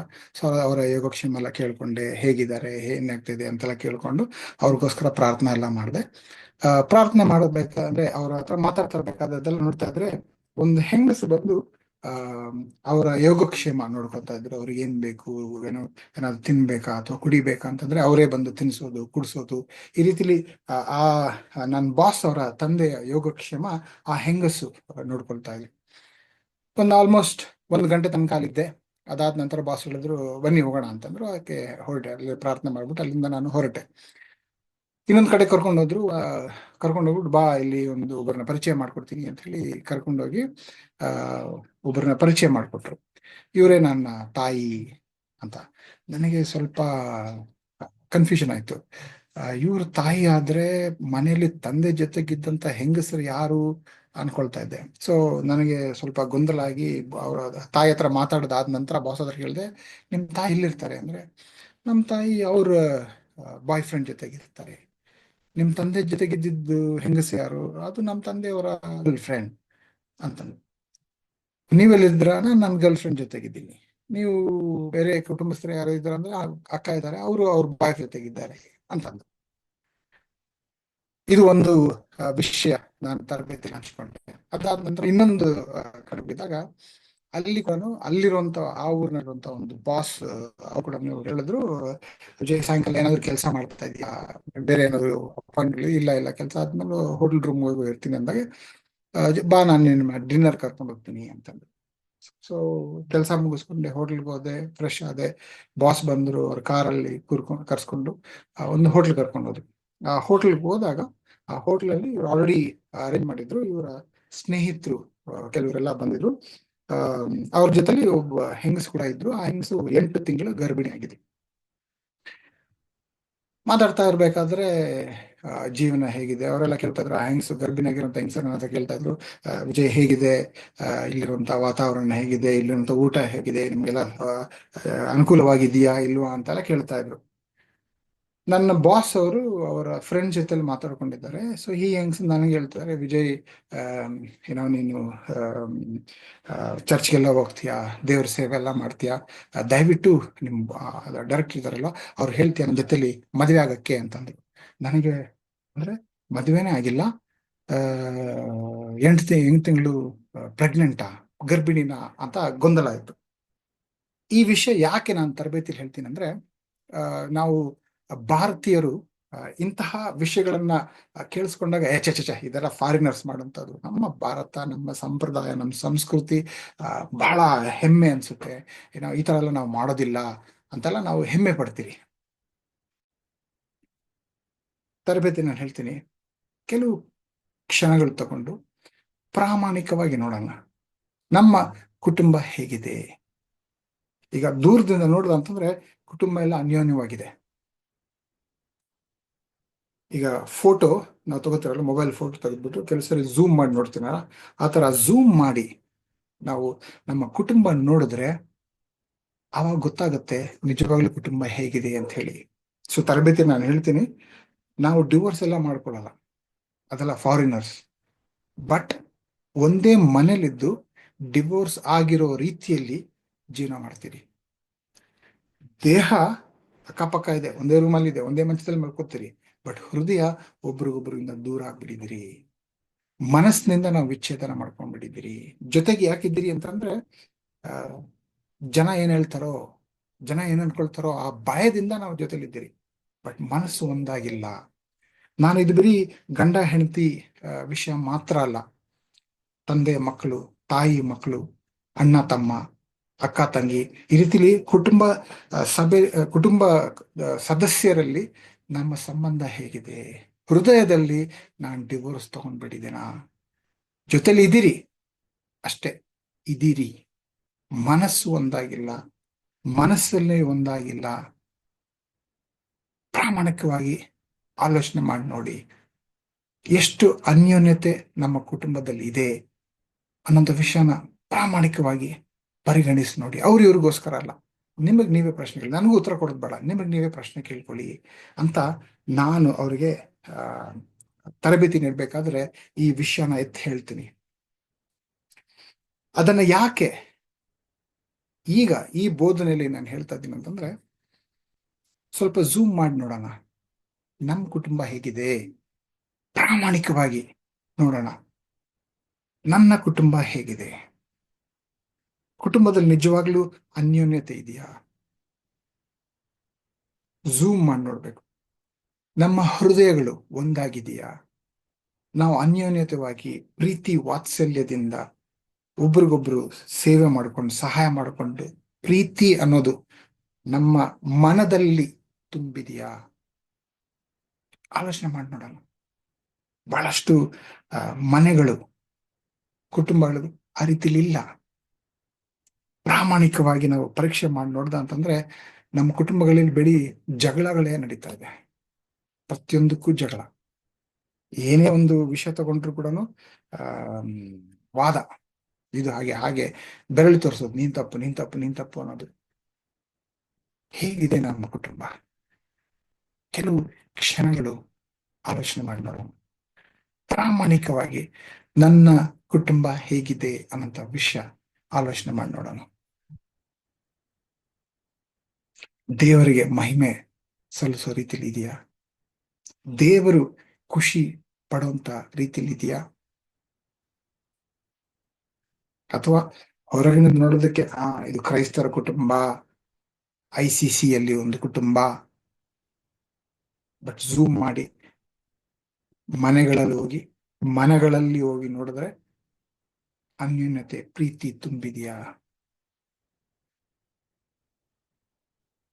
ನಾವು ಹಲವಾರು ಪೀಳಿಗೆಗಳ ತನಕ ದೇವರ ಸೇವೆ ಮಾಡಬೇಕು ಅಂತಂದ್ರೆ ನಮ್ಮ ಕುಟುಂಬಗಳನ್ನ ಸರಿಯಾದ ರೀತಿಯಲ್ಲಿ ಕಟ್ಟಬೇಕು. ಇದು ಎಲ್ಲರ ಜವಾಬ್ದಾರಿ. ತಂದೆ, ತಾಯಿ, ಮಗ, ಮಗಳು, ತಾತ, ಅಜ್ಜಿ, ಮೊಮ್ಮಗಳು, ಅಣ್ಣ, ತಮ್ಮ, ಅಕ್ಕ, ತಂಗಿ, ಯಾರ್ಯಾರಿದ್ರೋ ಎಲ್ಲರ ಜವಾಬ್ದಾರಿ. ನನ್ನ ಕುಟುಂಬ ನಾನು ಕಟ್ಟಬೇಕು. ನನ್ನ ಕುಟುಂಬದಲ್ಲಿ ಪ್ರೀತಿ ತುಂಬಿರ್ಬೇಕು. ಆ ರೀತಿಲಿ ಬೆಳೆಸ್ಕೊಂಡು ಬಂದ್ರೆ ನಿಜವಾದ ದೇವರ ಭಕ್ತಿ ವಾಕ್ಯಗಳು ನಿಜವಾಗ್ಲೂ ನಾವು ನಡ್ಕೊಂಡೋಗೋ ರೀತಿಲಿ ನಮ್ಮ ಜೀವನ ನಡ್ಸ್ಕೊಂಡು ಹೋದ ಅಂತಂದ್ರೆ ಒಂದಲ್ಲ ಹಲವಾರು ಪೀಳಿಗೆ ತನಕ ದೇವರ ಸೇವೆ ಮಾಡ್ಕೊಂಡು ಹೋಗ್ತಾ ಇರ್ಬೋದು. ನಾವು ಸೇವೆ ಮತ್ತು ಕುಟುಂಬ ಎರಡು ಕೂಡ ಸರಿಯಾದ ರೀತಿಯಲ್ಲಿ ಸಮತೋಲನ ಮಾಡಬೇಕು. 1 ತಿಮೋಥಿ 3ನೇ ಅಧ್ಯಾಯ 5ನೇ ವಚನ ಹೇಳುತ್ತೆ. 1 ತಿಮೋಥಿ 3ನೇ ಅಧ್ಯಾಯ 5ನೇ ವಚನ, ಸ್ವಂತ ಮನೆಯವರನ್ನು ಆಳುವುದಕ್ಕೆ ತಿಳಿಯದವನು ದೇವರ ಸಭೆಯನ್ನು ಹೇಗೆ ಪರಾಂಬರಿಸುವನು? ಇಲ್ಲಿ ಸಭಾ ನಾಯಕರಿಗೆ ಈ ಒಂದು ವಾಕ್ಯ ಬರೀತಾ ಇದೆ. ಯಾರು ಸಭಾ ನಾಯಕರಾಗ್ಬೋದು ಅಂತ. ನಾವೆಲ್ಲರೂ ಕೂಡ ಹಲವಾರು ರೀತಿಯಲ್ಲಿ ಸಭೆಗಳನ್ನ ನಡೆಸ್ತಾ ಇದ್ವಿ. ಚಿಕ್ಕ ಸಭೆ, ದೊಡ್ಡ ಸಭೆ, ನಮ್ಮ ಕುಟುಂಬನೇ ಒಂದು ಸಭೆ. ಹೇಗ್ ನಡೆಸ್ತಾ ಇದ್ದೀರಿ ಆ ಕುಟುಂಬನ? ಸ್ವಂತ ಕುಟುಂಬನೇ ಸರಿಯಾಗಿ ನೋಡ್ಕೊಂಡಿಲ್ಲ ಅಂತಂದ್ರೆ ಸತ್ಯವೇದ ಹೇಳುತ್ತೆ, ನಾನು ನಂಬಿಕೆಯಲ್ಲಿ ಇಲ್ಲವಲ್ಲ ಅಂಥವ್ರಿಗಿಂತ ಕೀಳು ನಾನು ಅಂತ ಸತ್ಯವೇದ ಹೇಳುತ್ತೆ. ಅಂದ್ರೆ ಕುಟುಂಬಕ್ಕೆ ಅಷ್ಟು ಆದ್ಯತೆ ನೀಡಬೇಕು ಅಂತ ಸತ್ಯವೇದ ನಮಗೆ ಸ್ಪಷ್ಟವಾಗಿ ಹೇಳ್ತಾ ಇದೆ. ತಿಮೋತಿಯ ಕುಟುಂಬ, ಊರಿ ಈ ಕುಟುಂಬ ಯಾವ ರೀತಿಯಲ್ಲಿ ದೇವರ ಸೇವೆ ಮಾಡ್ಕೊಂಡ್ಬಿಡ್ತೋ ಅದೇ ರೀತಿಯಲ್ಲಿ ನನ್ನ ಕುಟುಂಬ ಕೂಡ ಸೇವೆ ಮಾಡಬೇಕು. ಹಂಗಂದ್ರೆ ಏನ್ ಮಾಡ್ಬೇಕು ನಾವು? 3 ವಿಷಯಗಳನ್ನ ತಿಳಿಸಿ ಹೇಳ್ತದೆ. ಒಂದು, ಮನೆಯಲ್ಲಿ ಉಪಸ್ಥಿತರಿರಬೇಕು. ನಮ್ಮಲ್ಲಿ ಹಲವಾರು ಬಹಳ ಬ್ಯುಸಿ ಆಗ್ಬಿಟ್ಟಿರ್ತೀವಿ, ಮನೆಯಲ್ಲೇ ಉಪಸ್ಥಿತರಿಲ್ಲ. ಹಲವಾರು ಜನ ದೈಹಿಕವಾಗಿ ಉಪಸ್ಥಿತರಿಲ್ಲ, ಇನ್ನು ಅನೇಕರು ಮನೆಯಲ್ಲಿ ಇದ್ರೂ ಮನಸ್ಸು ಮನೇಲಿ ಇಲ್ಲ. ನಾವೆಲ್ಲ ಬ್ಯುಸಿ ಆಗ್ಬಿಟ್ಟಿರ್ತೀವಿ, ಮೊಬೈಲಲ್ಲಿ ಬ್ಯುಸಿ, ಟಿವಿಯಲ್ಲಿ ಬ್ಯುಸಿ, ಅದ್ರಲ್ಲಿ ಬ್ಯುಸಿ, ಇದ್ರಲ್ಲಿ ಬ್ಯುಸಿ, ಮನೆಯಲ್ಲಿ ಉಪಸ್ಥಿತಿ ಇಲ್ಲ. ಸೊ ಮೊದಲನೇ ಅಂಶ ನಾವು ಮಾಡ್ಬೇಕಾಗಿರೋದು, ನಾನು ಮನಸಾರೆ ಮನೆಯಲ್ಲಿ ಇದೀನ. ಹಾಗನ್ಬಿಟ್ಟು 24 ಗಂಟೆ ಮನೇಲಿ ಇರಕ್ಕಾಗಲ್ಲ, ಜವಾಬ್ದಾರಿಗಳಿದೆ, ಕೆಲಸ ಮಾಡಬೇಕಾಗಿದೆ. ಆ ಬ್ಯುಸಿನೆಸ್ ನಲ್ಲಿ ಕುಟುಂಬಕ್ಕೋಸ್ಕರ ಆದ್ಯತೆ ನೀಡ್ತಾ ಇದ್ದೀನ, ಸಮಯ ಕೊಡ್ತಾ ಇದ್ದೀನ, ಉಪಸ್ಥಿತಿಯಾಗಿದ್ದೀನ. ಮೊದಲನೇ ಅಂಶ ನಾವು ಮಾಡ್ಬೇಕಾಗಿರೋದು ಮನೆಯಲ್ಲಿ ಮನಸಾರ ಉಪಸ್ಥಿತಿಯಾಗಿರೋದು. ನಾನು ಇದೀನ ಇಲ್ವಾ ಅಂತ ಪ್ರಾಮಾಣಿಕವಾಗಿ ಚೆಕ್ ಮಾಡ್ಕೊಂಡು ನೋಡೋಣ.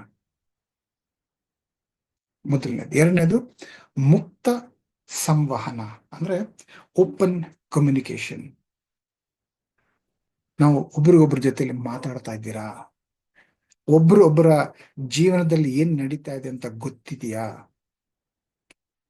ನಾವು ಪ್ರತಿಯೊಬ್ಬರು ನಮ್ಮ ದೃಷ್ಟಿಕೋನದಿಂದ ನೋಡಿದ್ರೆ ನಮ್ಮದೇ ಆದಂತ ಒಂದು ಪ್ರಪಂಚ ಇರುತ್ತೆ.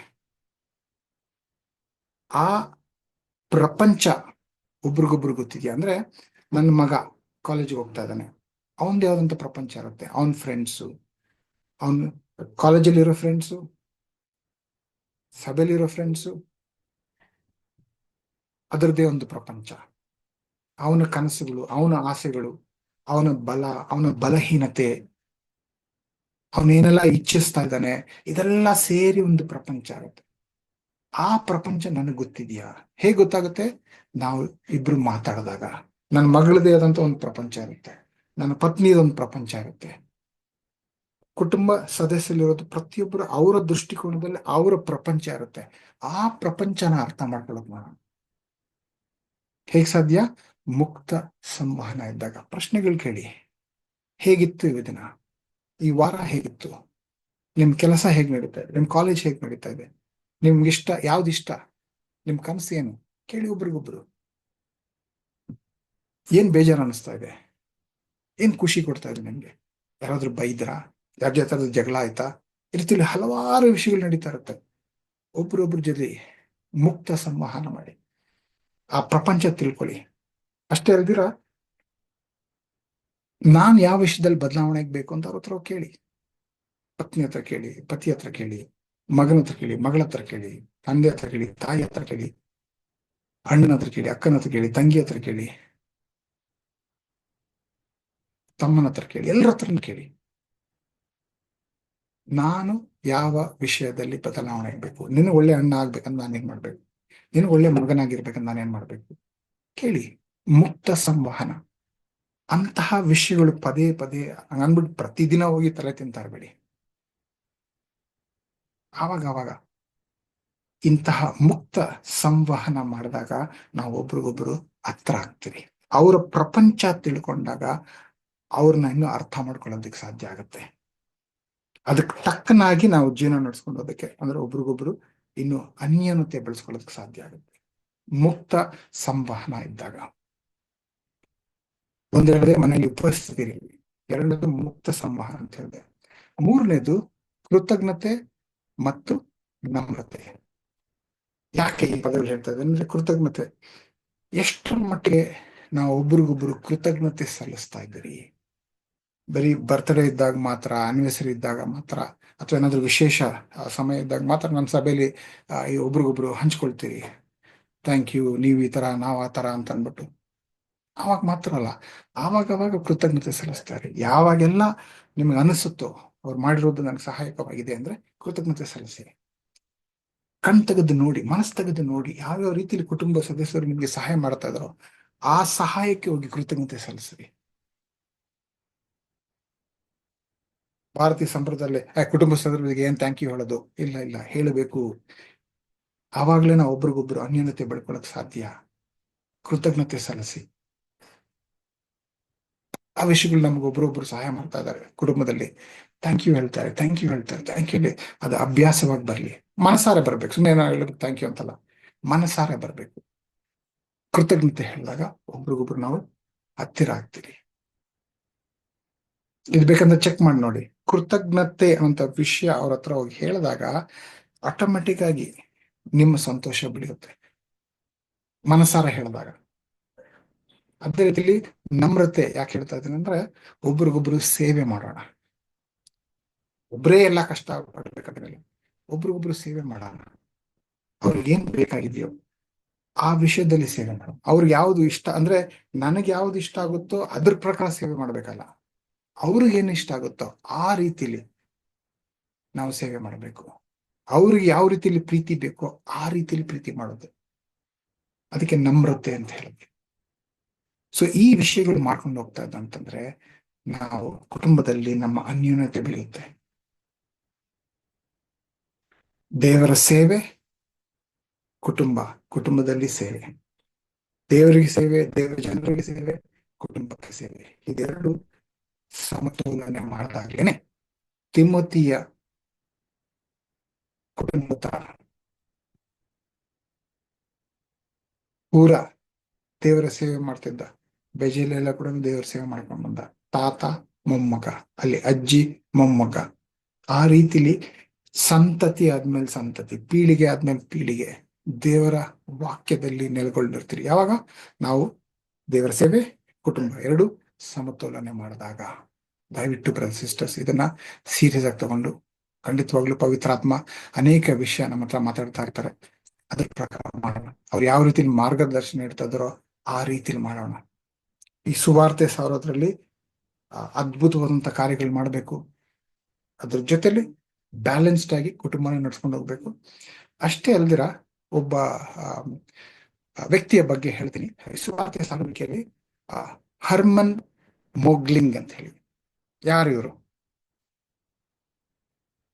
19ನೇ ಶತಮಾನದಲ್ಲಿ ಹುಟ್ಟಿ ಬದುಕಿದ ವ್ಯಕ್ತಿ ರೆವರೆಂಡ್ ಡಾಕ್ಟರ್ ಹರ್ಮನ್ ಮೊಗ್ಲಿಂಗ್. ಇವರು ಜರ್ಮನಿಯಲ್ಲಿ ಓದಿರೋದು.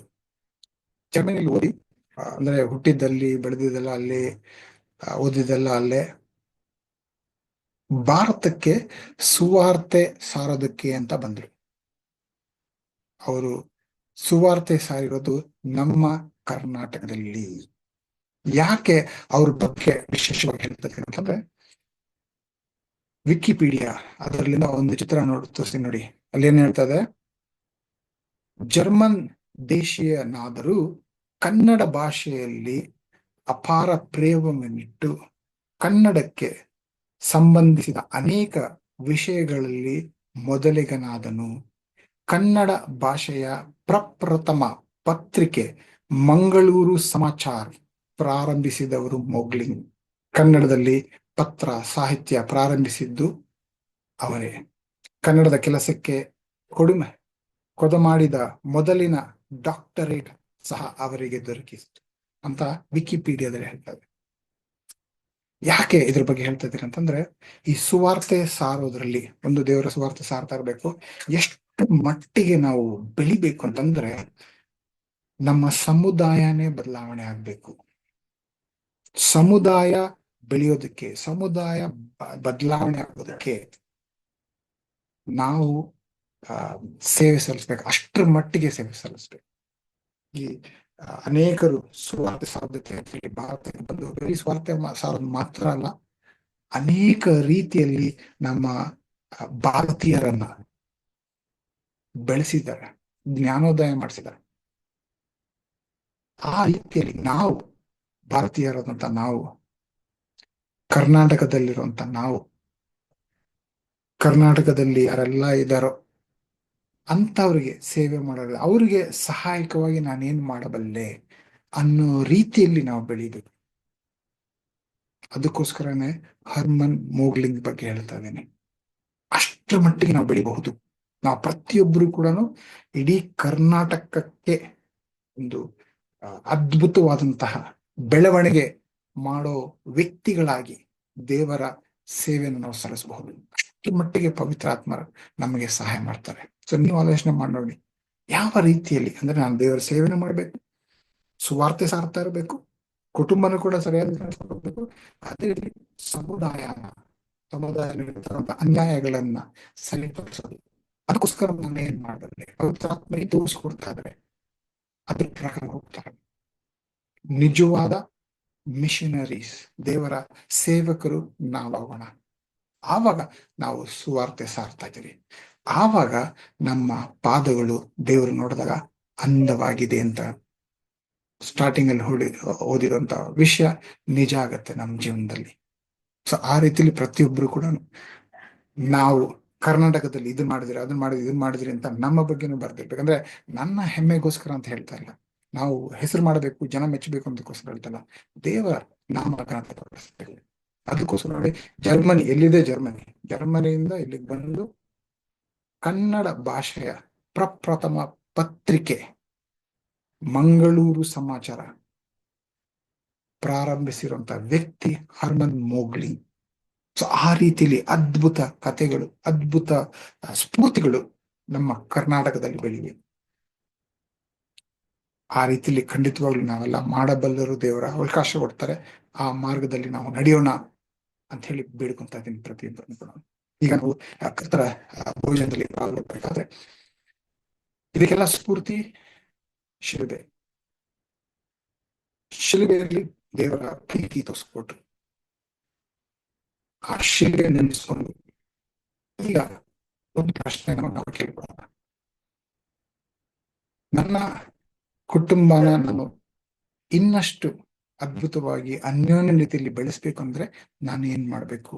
ಒಂದು ವಿಷಯ ಯಾವಾಗ್ಲೂ ಅಲ್ಲ, ಇವತ್ತಿನಿಂದ ನಾನು ಪ್ರಾರಂಭಿಸ್ತೀನಿ. ನಾನು ಏನೋ ಪವಿತ್ರಾತ್ಮ ತೋರಿಸ್ಕೊಡ್ತಾ ಇದ್ರೆ, ಅದು ಯಾರ ಹತ್ರ ಆದ್ರೂ ಹೋಗಿ ಕ್ಷಮಾಪಣೆ ಕೇಳ್ಬೋದಿರ್ಬೋದು, ಹೋಗಿ ಕ್ಷಮಾಪಣೆ ಕೇಳೋಣ.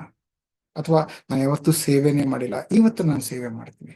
ಅದು ಅಡಿಗೆ ಮಾಡೋದಿರ್ಬೋದು, ಅಥವಾ ನಮ್ಮ ಕುಟುಂಬ ಸದಸ್ಯರಿಗೆ ಯಾರಾದ್ರೂ ಅವರಿಗೆ ಬೇಕಾಗಿರೋ ರೀತಿಯಲ್ಲಿ ಏನು ಸೇವೆ, ಅದು ಕಾಫಿ ಮಾಡ್ಕೊಡೋದಿರ್ಬೋದು, ಅಥವಾ ಅವ್ರಿಗೆ ಮಸಾಜ್ ಮಾಡೋದು ಇರ್ಬೋದು, ಅವ್ರ ಹತ್ರ ಕುತ್ಕೊಂಡು ಮಾತಾಡುವಂತ ವಿಷಯ ಇರ್ಬೋದು. ಮಾಡ್ಬೇಕು ಅನ್ಕೊಂಡು ಇಷ್ಟೋ ದಿನಗಳಿಂದ ನಾನು ಪೋಸ್ಟ್ಪೋನ್ ಮಾಡ್ಕೊಂಡು ಹೋಗ್ತಾ ಇದ್ದೆ, ಆಮೇಲೆ ಮಾಡೋಣ ಅಂತ. ಅಂತಹ ವಿಷಯ ಯಾವ್ದಾದ್ರು ಒಂದಿದ್ರೆ ಇವತ್ತು ಮಾಡೋಣ ಅನ್ನೋಂಥ ನಿರ್ಧಾರ ಮಾಡೋಣ. ನನ್ನ ಕುಟುಂಬನ ನಾನು ಕಟ್ಟಬೇಕು, ಅದಕ್ಕೆ ನಾನೇನ್ ಮಾಡ್ಬೇಕು, ನನ್ನ ಪಾತ್ರ ಏನು ಅದರಲ್ಲಿ, ನನ್ನ ಜವಾಬ್ದಾರಿ ಏನು ಅಂತ ಪವಿತ್ರಾತ್ಮರ ಕೇಳಿ. ಈ ಒಂದು ರೊಟ್ಟಿ ಮತ್ತು ದ್ರಾಕ್ಷಿ ಬೇಕಾದ್ರೆ ಆ ಪ್ರಶ್ನೆ ಪವಿತ್ರಾತ್ಮ ತೋರಿಸ್ಕೊಡ್ತಾನೆ. ಅಷ್ಟೇ ಅಲ್ಲ, ಇಲ್ಲಿ ಬೆಜಲೇಲ್ ಎಂಬ ವ್ಯಕ್ತಿ ಯಾವ ರೀತಿಯಲ್ಲಿ ಆ ದೇವರ ಮಂಜೂಷನ ಶಿಲ್ಪನೆ ಕೆತ್ತನೆ ಕೆಲಸ ಮಾಡುವಂತ ಕಾರ್ಯ ಪವಿತ್ರಾತ್ಮ ಅವ್ರಿಗೆ ತೋರಿಸ್ಕೊಟ್ರು, ಅವ್ರಿಗೆ ವಿಶೇಷವಾದಂತ ಆಶೀರ್ವಾದ ಕೊಟ್ರು. ಆ ರೀತಿಯಲ್ಲಿ ಈ ದಿನ ನಾನು ಮಾತ್ರ ಮಾಡಬೇಕಾಗಿರುವಂತ ಆ ವಿಶಿಷ್ಟ ಕಾರ್ಯ ಏನು ಅಂತ ದೇವ್ರ ಹತ್ರ ಪ್ರಾರ್ಥನೆ ಮಾಡೋಣ. ಈಗ ಈ ಕರ್ತರ ಭೋಜನ ತಗೊಳ್ಬೇಕಾದ್ರೆ ಪ್ರಾರ್ಥನೆ ಮಾಡೋಣ. ಮೂರನೇದು, ನನ್ನ ಅಕ್ಕಪಕ್ಕದಲ್ಲಿರುವಂತಹ ಸಮುದಾಯಕ್ಕೆ ಯಾವ ರೀತಿ ನಾನು ಸೇವೆ ಮಾಡ್ಬೋದು. ಹರ್ಮನ್ ಮೋಗ್ಲಿಂಗ್ ಸಮುದಾಯಕ್ಕೆ ಸೇವೆ ಸಲ್ಲಿಸಿದ್ರು, ಡಾಕ್ಟರೇಟ್ ಪದವಿ ಪಡೆದ್ರು. ಆ ರೀತಿ ನಾನು ಯಾವ ರೀತಿ ಸೇವೆ ಸಲ್ಲಿಸ್ಬೇಕು ಪವಿತ್ರಾತ್ಮ ಹತ್ರ ಕೇಳೋಣ. ಈ 3 ಪ್ರಶ್ನೆಗಳಿಗೆ ಉತ್ತರ ಪವಿತ್ರಾತ್ಮ ಹತ್ರ ಕೇಳ್ತಾ,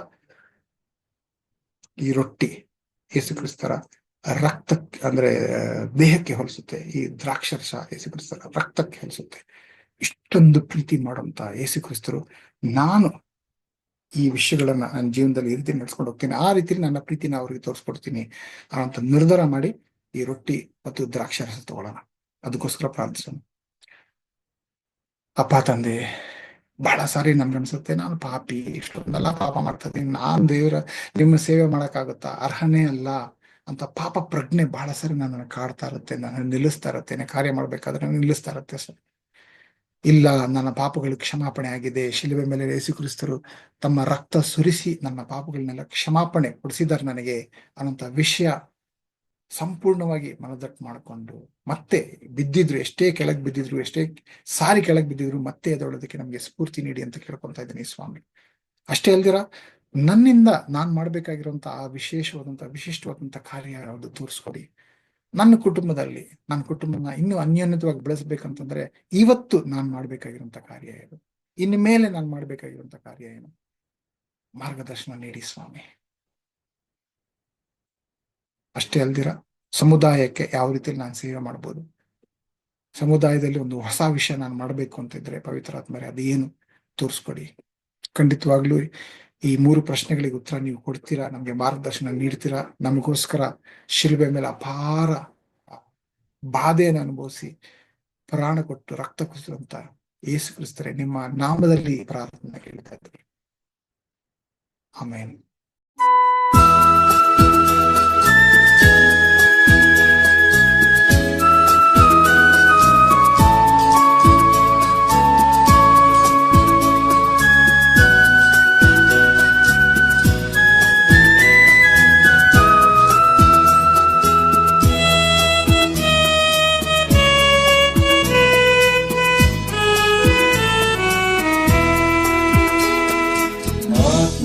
ಆತ್ಮಸ್ವರೂಪನೇ, ಪ್ರಿಯ ಆತ್ಮಸ್ವರೂಪನೇ, ಈಗ ಬಾದೇವ, ಇಳಿದು ಬಾದೇವ ನಮ್ಮ ಮಧ್ಯದಲ್ಲಿ, ಈಗ ಬಾದೇವ, ಇಳಿದು ಬಾದೇವ ನಮ್ಮ ಮಧ್ಯದಲ್ಲಿ.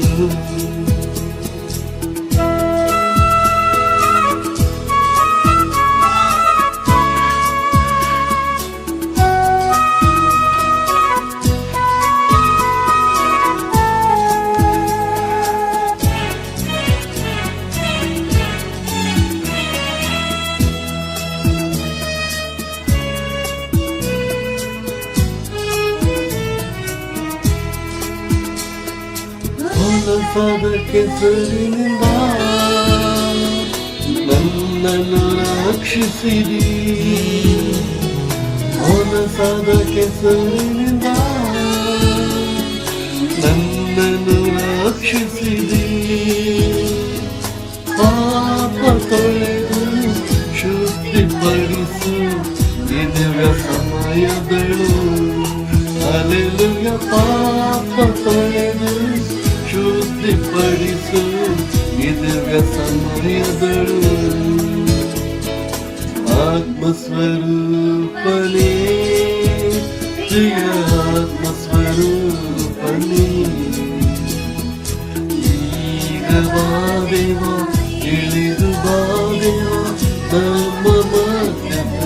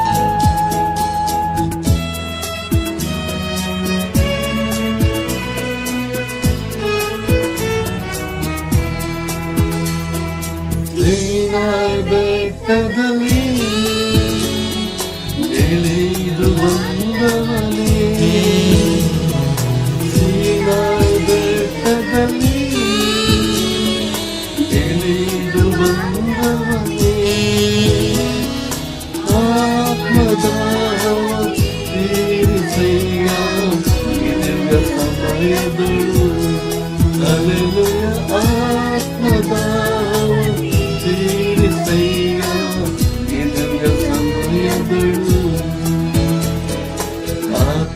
ಆತ್ಮಸ್ವರೂಪನೇ ಪ್ರಿಯ ಆತ್ಮಸ್ವರೂಪನೇ ಈಗ ಬಾರೆವ ಇಳಿದು ಬಾರೆವ ನಮ್ಮ ಮಾರ್ಗಗಳು ಈಗ ಬಾರೆವ ಇಳಿದು ಬಾರೆವ ನಮ್ಮ ಮಾರ್ಗಗಳು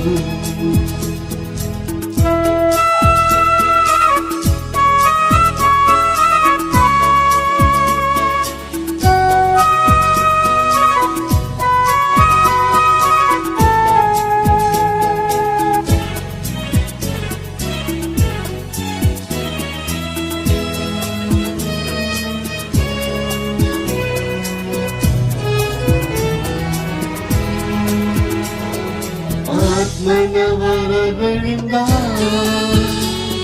ನನ್ನನ್ನು ತುಂಬಿಸಯ್ಯ ಆತ್ಮನವರಗಳಿಂದ ನನ್ನನ್ನು ತುಂಬಿಸಯ್ಯ ಎದ್ದು ನಿಂಗುಗಲು ಅಭಿಷೇಕ ಮಾಡಯ್ಯ ನಿಜಗ ಸಮಯದಳು ಅಲೆಲುಯ ಎದ್ದು ನಿಂಗುಗಲು ಅಭಿಷೇಕ ಮಾಡಯ್ಯ ನಿಜಗ ಸಮಯದಳು ಆತ್ಮಸ್ವರೂಪನೇ ಪ್ರಿಯ ಆತ್ಮಸ್ವರೂಪನೇ ಈಗ ಬಾರೆವ ಇಳಿದು ಬಾರೆವ ನಮ್ಮ ಮಾರ್ಗಗಳು ಈಗ ಬಾರೆವ ಇಳಿದು ಬಾರೆವ ನಮ್ಮ ಮಾರ್ಗಗಳು